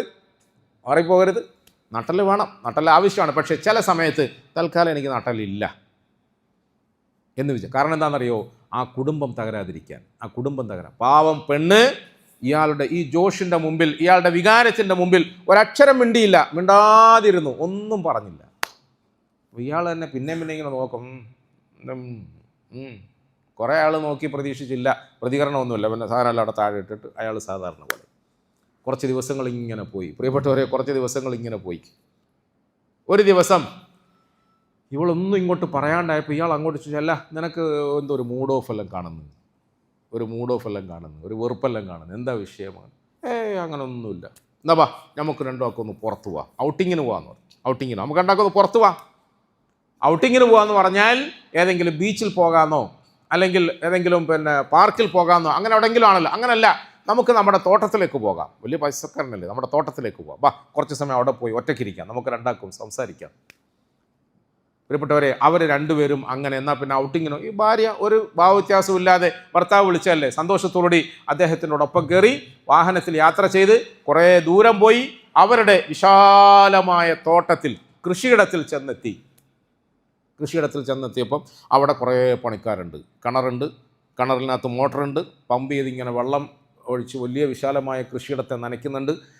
ഇവളോട് അയാൾ പറഞ്ഞു, നീ ഒരു കാര്യം ചെയ്യുക, കുറച്ച് സമയത്തായി ഈ പമ്പ് ഹൗസിൻ്റെ ഉള്ളിൽ തണലിൽ അവിടെ നിൽക്ക്, ഞാനൊന്ന് പണിക്കാരെ നോക്കിയിട്ട് വരട്ടെ, അവർക്ക് ചിലർ പൈസ കൊടുത്തിട്ട് വരാം, നീ പമ്പ് ഹൗസിൻ്റെ തണലിൽ ഇവിടെ നിൽക്ക് എന്ന് പറഞ്ഞിട്ട് അയാൾ പോയി. അയാൾ പണിക്കാരെല്ലാം കണ്ട് കുറേ നേരം കഴിഞ്ഞ് തിരിച്ചു വന്നപ്പോൾ ഈ പൊരി വെയിലത്താണ്, പമ്പ് ഹൗസിൻ്റെ തണലിൽ ഇവളിങ്ങനെ നിൽക്കുകയാണ്. ഇയാൾ വന്നതൊന്നും ഇവൾ അറിഞ്ഞില്ല. ഇവളിങ്ങനെ എന്തോ ഒന്നിലേക്ക് ഇങ്ങനെ ശ്രദ്ധിച്ച് നോക്കിക്കൊണ്ടേ നിൽക്കുകയാണ്. ഇയാൾ പിന്നിൽ നിന്നും പിന്നെ നോക്കുമ്പം എന്താ അവളിങ്ങനെ ശ്രദ്ധിക്കുന്നത്? ഒന്നുമല്ല, കിണറ്റിൽ നിന്നും ഒരു പമ്പ് വെച്ചിട്ട് ശക്തമായ നിലയിൽ വെള്ളം പമ്പ് ചെയ്ത് ഈ തോട്ടത്തിലെല്ലാം ഒഴിച്ചുകൊണ്ടേയിരിക്കുകയാണ്. ശക്തമായി വെള്ളം, വേറെ ഒന്നും അവിടെ കാണുന്നില്ല. 4 ഭാഗം നോക്കിയിട്ടൊന്നും കാണുന്നില്ല. ഏയ് എന്താ? ഒന്നുമില്ല, പോവാ, ബാ, നീ എന്താ നോക്കിക്കൊണ്ടേ? ഒന്നുമില്ല. തിരിച്ച് വീട്ടിൽ വന്നു. രാത്രിയിൽ ഒന്നിച്ച് കിടക്കാൻ വേണ്ടി പോകുമ്പം ഇയാൾ ചോദിച്ചു, അല്ല നീ എന്തായിരുന്നു അവിടെ അത്രയും ഗഹനമായി നോക്കിയത്? എന്തായിരുന്നു നീ ചിന്തിച്ചത്? വല്ല വേറൊന്നും അല്ല, ഞാനിങ്ങനെ ചിന്തിക്കുകയായിരുന്നു, ഇത്രയും വിശാലമായ കൃഷിയിടം, അതിലൊക്കെ ആവശ്യമായ വെള്ളം മണിക്കൂറുകളോളം ഇങ്ങനെ മോട്ടർ വെച്ച് പമ്പ് ചെയ്ത് ഇങ്ങനെ പോയിക്കൊണ്ടേയിരിക്കുന്നു. പക്ഷെ കിണറ്റിലാണെങ്കിൽ തീരെ വെള്ളം കുറയുന്നുമില്ല. പമ്പ് ചെയ്യുന്നതിനനുസരിച്ചിട്ട് കിണറ്റിന് ഇങ്ങനെ വെള്ളം വന്നുകൊണ്ടേ അങ്ങനെ തന്നെയല്ലേ, പമ്പ് ചെയ്യുന്നതിനനുസരിച്ച് വെള്ളം വന്നുകൊണ്ടേ ഇരിക്കും. അപ്പോൾ അവൾ വളരെ ബഹുമാനത്തോടെ, അങ്ങനെയാണെങ്കിൽ നമ്മൾ അള്ളാഹുവിൻ്റെ പൊരുത്തം കിട്ടാൻ വേണ്ടി നാട്ടുകാർക്ക് വേണ്ടിയിട്ട് ഒരു ചെറിയ സഹായം ചെയ്തതിൻ്റെ പേരിൽ നമ്മളുടെ സമ്പത്ത് കുറയുമോ? നമ്മുടെ സമ്പത്ത് പിന്നെയും വരൂലേ എന്ന് ഞാൻ ചിന്തിച്ചു പോയതാണ്, വേറൊന്നും ഞാൻ ചിന്തിച്ചില്ല എന്ന് പറഞ്ഞു. ഈ ചെറുപ്പക്കാരന് തൻ്റെ തെറ്റ് മനസ്സിലായി, കുറ്റം ബോധ്യപ്പെട്ടു, അവളുടെ കൈ പിടിച്ചു, മാപ്പ് ചോദിച്ചു. ഞാൻ എൻ്റെ സുഹൃത്തുക്കളുടെ വഴിവഴപ്പിക്കലിൽ കുടുങ്ങിപ്പോയതാണ്, ഞാൻ ചെയ്തത് തെറ്റാണ്, ശരിയാണ്. നമ്മൾ പൊതുജനങ്ങൾക്ക് വേണ്ടി എന്തെങ്കിലും നന്മ ചെയ്താൽ ആ നന്മയുടെ പേരിൽ ഒന്നും കുറയാനില്ല. ഇവിടെ പ്രിയപ്പെട്ടവരെ, നല്ല രസമുള്ള ഒരു ചരിത്രമായിട്ട് എനിക്ക് തോന്നിയത് കൊണ്ടാണ് ഞാൻ നിങ്ങൾക്ക് പറഞ്ഞു തന്നത്. പക്ഷെ ഇവിടെ നമ്മൾ പഠിക്കേണ്ട ചില കാര്യങ്ങളുണ്ട്. എങ്ങാനും ഭാര്യ തൻ്റെ ഭർത്താവിൻ്റെ മുമ്പിൽ തൻ്റേതായ വികാരം പ്രകടിപ്പിച്ചുകൊണ്ട് അങ്ങനെ ശരിയല്ലേ, ഇങ്ങനെ ശരിയല്ലേ, അങ്ങനല്ലേ, ഇത് ഇങ്ങനല്ലേ, അത് ഹദീസിലില്ലേ, അത് ആയത്തിലില്ലേ, അങ്ങനെയല്ലേ ഉസൂല് എന്നൊക്കെ പറഞ്ഞായിരുന്നെങ്കിൽ ഉസൂലും ആയത്തും ഹദീസും ഒക്കെ ആടെ നിൽക്കട്ട്, ഞാൻ പറയും പോലെ നീ തൽക്കാലം കേട്ടാൽ മതി, ഇല്ലെങ്കിൽ അടിച്ച് എൻ്റെ കാല് രണ്ടും ഞാൻ പൊട്ടിച്ചു കളയും എന്നാണ് ഭർത്താവ് പറയുക. അങ്ങനെയല്ലേ പറയാം? ഇവിടെ നമ്മൾ എന്താ വേണ്ടത്? മൗനം ദീക്ഷിക്കുക, തൽക്കാലം ഞാൻ അല്പം മണ്ടനാവുക, വിവരം കുറഞ്ഞ ആളാവുക, സഹിക്കുക, ഭർത്താവിൻ്റെ കീഴിൽ ഭാര്യ ഒതുങ്ങിക്കഴിഞ്ഞു കൂടുക. കുറച്ച് കഴിയുമ്പം അയാൾക്ക് തന്നെ കുറ്റബോധം വരും, അയാൾക്ക് തന്നെ ബോധ്യം വരും, ഇതൊക്കെ തിരുത്താൻ എളുപ്പമാവും. ഇവിടെയാണ് നമ്മൾ കുടുംബജീവിതത്തെ നല്ല നിലയിൽ സമീപിക്കണമെന്ന് റസൂലുള്ളാഹി സ്വല്ലല്ലാഹു അലൈഹി വസല്ലം. ഒരാൾ പുറത്തുനിന്ന് ഭയങ്കര ടെൻഷനോടുകൂടി വീട്ടിൻ്റെ ഉള്ളിലേക്ക് കയറി വരിക, അയാൾക്ക് തലയിൽ 10,000 ടെൻഷനാണ്, വീട്ടിൽ ഭാര്യയും മക്കളും അതിനെക്കാട്ടി വലിയ യുദ്ധസമാനമായ ടെൻഷൻ പൂർണ്ണമായ വീട് ഇങ്ങനെ ആഘോഷിക്കുകയാണ് എന്ന് പറഞ്ഞാൽ അടി പിടി കുഴപ്പം കുലുമാല് വിശപ്പ് ഓട്ടം ചാട്ടം. ഇയാൾ ഈ ടെൻഷനോടുകൂടി പുറത്തുനിന്ന് ഇങ്ങനെ അകത്തോട്ട് കയറി വരും. ഞാൻ നേരത്തെ പറഞ്ഞതുപോലെ കണ്ണ് കാണുന്നില്ല, വരുമ്പോഴും അയാളുടെ ചെവിയിൽ മൊബൈലുണ്ട്. അയാൾ ഇങ്ങനെ വീട്ടിൻ്റെ ഉള്ളിലേക്ക് കയറി വരുമ്പം ഭാര്യ തൻ്റെ പ്രിയപ്പെട്ട കൊച്ചു കുഞ്ഞിനെ അരികിലിരുത്തിയിട്ട് കൈയും കാലും ഒക്കെ പിടിച്ചിട്ട് കാക്കേനെയും പക്ഷീനെല്ലാം കാണിച്ചു കൊടുത്തിട്ട് ഭക്ഷണം വാരി കൊടുക്കാൻ ശ്രമിച്ചുകൊണ്ടിരിക്കുകയാണ്. പാട്ട് പാടുന്നു, കൈയും കാലും പിടിക്കുന്നു. അവിടെ ഒരു കുപ്പി ഗ്ലാസ്സിനകത്ത് വെള്ളം വെച്ചിട്ടുണ്ട് കുഞ്ഞിനെ കുടിപ്പിക്കാൻ വേണ്ടിയിട്ട്. ഇയാൾ ഈ ടെൻഷനിൽ ഫോൺ ചെയ്ത് ഇങ്ങോട്ട് കയറി വന്നപ്പം അറിയാതെ ഒറ്റ തട്ട്, വെള്ളവും ഗ്ലാസ്സും എല്ലാം പൊട്ടിപ്പൊളിഞ്ഞ് നാശമായി. എന്താ ചെയ്യുക സാധാരണ ഭർത്താവ് മറിച്ചേ മോളെ, മനുഷ്യൻ നടന്നു വരുന്ന ഈ റൂമിൻ്റെ നടുക്കളത്തിലാണോ നീ ഇങ്ങനെ ഗ്ലാസ് വെക്കുന്നത് എന്ന് ചോദിച്ചു. അവൾ ഒച്ച വെച്ചു. അയാളുടെ ടെൻഷൻ തീർത്തതാണ്. അയാൾ ചിലപ്പം ദേഷ്യപ്പെട്ടത് ഭാര്യയോട് തന്നെ ആയിരിക്കില്ല. ഉടനെ ഭാര്യയുടെ വാക്ക്, ഭാര്യ ആരാ അങ്ങനെ ഞാനങ്ങനെ മോശമൊന്നുമല്ലല്ലോ, അത്യാവശ്യം പൊന്നും പണ്ടവും പണവും എല്ലാം തന്നിട്ട് തന്നെയല്ലേ എന്നെയും കെട്ടിച്ചത്, അങ്ങനെ മോശമായിട്ടൊന്നും ഞാൻ വന്നു. അവൾ പറഞ്ഞു, അങ്ങനെ കയറി വരുമ്പോഴേ വീട്ടിൻ്റെ നടുക്കളത്തിൽ ഗ്ലാസ് വെച്ചതല്ല കുഴപ്പം, മത്തങ്ങ പോലത്തെ 2 കണ്ണില്ലേ, ആ കണ്ണ് തുറന്ന് നോക്കണ്ടേ, നിങ്ങൾ നോക്കാത്ത നിങ്ങളുടെ കുറ്റമല്ലേ. മത്തങ്ങ പോലത്തെ കണ്ണ് നീ എന്നെക്കുറിച്ച് പറയാനോ? എൻ്റെ മോളെ മത്തങ്ങ അയാൾ പിന്നെ മത്തം കണ്ട അളവിൽ അങ്ങോട്ട് അടി കൊടുക്കുക, ഇങ്ങോട്ട് ഇടി കിട്ടുക, അങ്ങോട്ട് അടിക്കുക, ഇങ്ങോട്ട് അടിക്കുക, ടക്ക അടിയായി.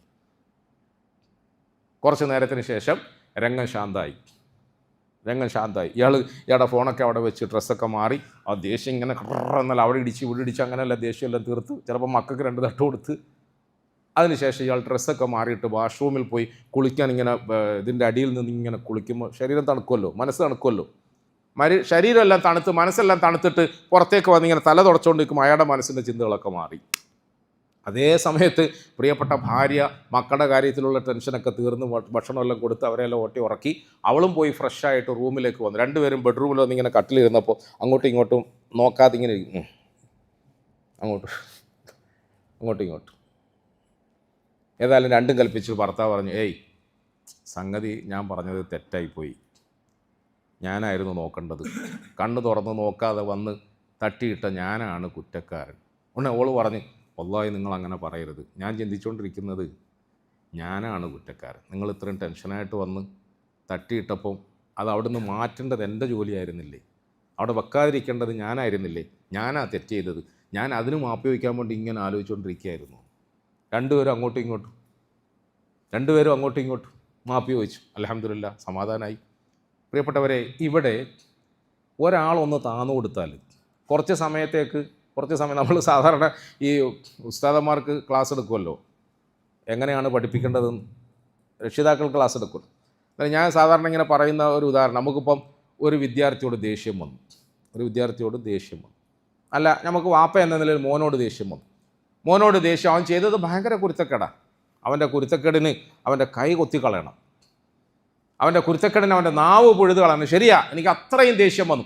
ആ ദേഷ്യത്തിൽ നമ്മളിങ്ങനെ കത്തിയാലെടുത്തു, വടിയെടുത്തു, വായെടുത്തു, ഓടി വന്നിട്ട് അവനെ പിടിച്ചു ടക്ക് എന്ന് അടിക്കാൻ വേണ്ടിയിട്ട് പോവാണ്. പക്ഷേ ഒരു മുസ്ലിമായ പാരൻറ്റ്, ഒരു മുസ്ലിമായ ഉസ്താദ്, ഒരു മുസ്ലിമായ മനുഷ്യ ബാപ്പ എന്താ ചെയ്യണമെന്നറിയോ? നമ്മുടെ സാധാരണ ഭാഷയിൽ പറഞ്ഞാൽ ഇപ്പം ഇന്ന് 2:20 പ്രസംഗം നിർത്തേണ്ട സമയം കഴിഞ്ഞു.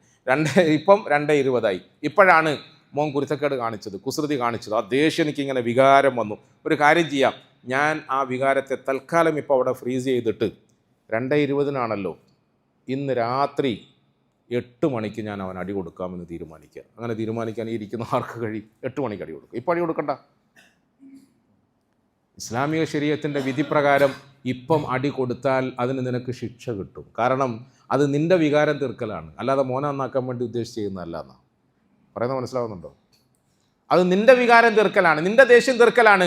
അതിന് ഒരുപാട് വിശദീകരണം ഇസ്ലാമികമായിട്ടുണ്ട്. സമയമില്ലാത്തതുകൊണ്ട് ഞാൻ നിർത്തുന്നു. ഇപ്പം നീ അവനെ അടിച്ചാൽ, ഇപ്പം നീ അവനോട് മോശമായി പെരുമാറിയാൽ അത് നിൻ്റെ ദേഷ്യവും കോപവും തീർക്കാൻ വേണ്ടിയിട്ടാണ്, അല്ലാതെ അവനെ നന്നാക്കാൻ വേണ്ടിയുള്ളതല്ല. അതുകൊണ്ട് ഇപ്പം തൽക്കാലം അടിക്കരുത്.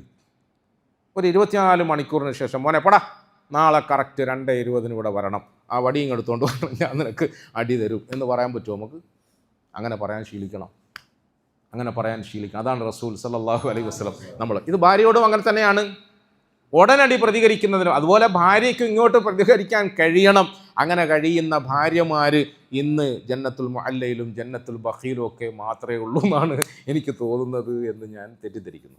അല്ലാഹു സുബ്ഹാനഹു വ തആല നമുക്കൊക്കെ നല്ലത് പറയാൻ, മനസ്സിലാക്കാൻ തൗഫീഖ് നൽകി അനുഗ്രഹിക്കുമാറാകട്ടെ. പ്രിയപ്പെട്ടവരെ, നമ്മുടെ കുടുംബ ജീവിതത്തെക്കുറിച്ച്, വ്യക്തി ജീവിതത്തെക്കുറിച്ചിട്ട്, സാമൂഹിക ജീവിതത്തെക്കുറിച്ചിട്ടൊക്കെ ഇസ്ലാമികമായ മാനത്തിൽ നമ്മൾ ആഴമേറിയ ഒരു പഠനം നടത്തണം.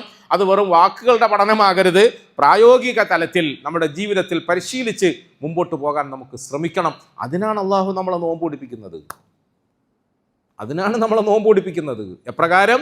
ദാഹിക്കുമ്പോൾ, വെള്ളം കയ്യിലുള്ളപ്പോൾ, കുടിക്കണമെന്ന് തോന്നുമ്പോൾ കുടിക്കാതിരിക്കുന്നു. അപ്രകാരം ദേഷ്യം വരുമ്പോൾ, കോപം വരുമ്പോൾ, അടിക്കാൻ ആരോഗ്യമുള്ളപ്പോൾ കൈ പൊക്കുമ്പോൾ വേണ്ട എന്ന് തീരുമാനിക്കുക. അതിനാണ് നോമ്പ്. സൗം എന്ന് പറഞ്ഞാൽ ഇതും സൗമാണ്. അങ്ങനെ ആയാലേ സൗമ് പ്രയോജനപ്പെടുകയുള്ളൂ എന്ന് നമ്മൾ മനസ്സിലാക്കണം. ലഅല്ലക്കും തത്തഖൂൻ, ഇതൊക്കെ പഠിക്കാനാണ് നിങ്ങൾക്ക് നോമ്പിനെ നിയമമാക്കിയതെന്ന് അല്ലാഹു തആല നമ്മളെ കബൂലാക്കുമാറാകട്ടെ, നമ്മുടെ നോമ്പ് കബൂലാക്കുമാറാകട്ടെ, നമ്മുടെ ജീവിതം മുഴുവൻ കബൂലാക്കുമാറാകട്ടെ. നമ്മുടെ ജീവിതത്തിൽ എവിടെയെങ്കിലും എന്തെങ്കിലും അബദ്ധങ്ങൾ വന്നു പോയിട്ടുണ്ടെങ്കിൽ അള്ളാഹു അതൊക്കെ നമുക്ക് മാപ്പാക്കി തരുമാറാകട്ടെ. നമ്മളെ മെനക്കെട്ട് കഷ്ടപ്പെട്ട് ഈ കോലത്തിലൊക്കെ പോറ്റി പഠിപ്പിച്ച് വളർത്തിയ നമ്മുടെ ഉമ്മവാപ്പമാർക്ക് അള്ളാഹു നല്ല പ്രതിഫലം നൽകുമാറാകട്ടെ. നമ്മുടെ പ്രിയപ്പെട്ട ഭാര്യമാർക്ക് അള്ളാഹു നല്ല പ്രതിഫലം നൽകുമാറാകട്ടെ. നമ്മളെ കൊണ്ട് അവർക്ക്, നമ്മുടെ കുടുംബത്തിന് അള്ളാഹു സന്തോഷം മാത്രം സമ്മാനിക്കുമാറാകട്ടെ. നമ്മുടെ സമൂഹത്തിൽ വളർന്നു വരുന്ന പുതിയ തലമുറയെ, മക്കളെ അള്ളാഹു നല്ലവരാക്കി വളർത്തി തരുമാറാകട്ടെ. വആഖിറു ദഅവാന അനിൽ ഹംദുലില്ലാഹി റബ്ബിൽ ആലമീൻ.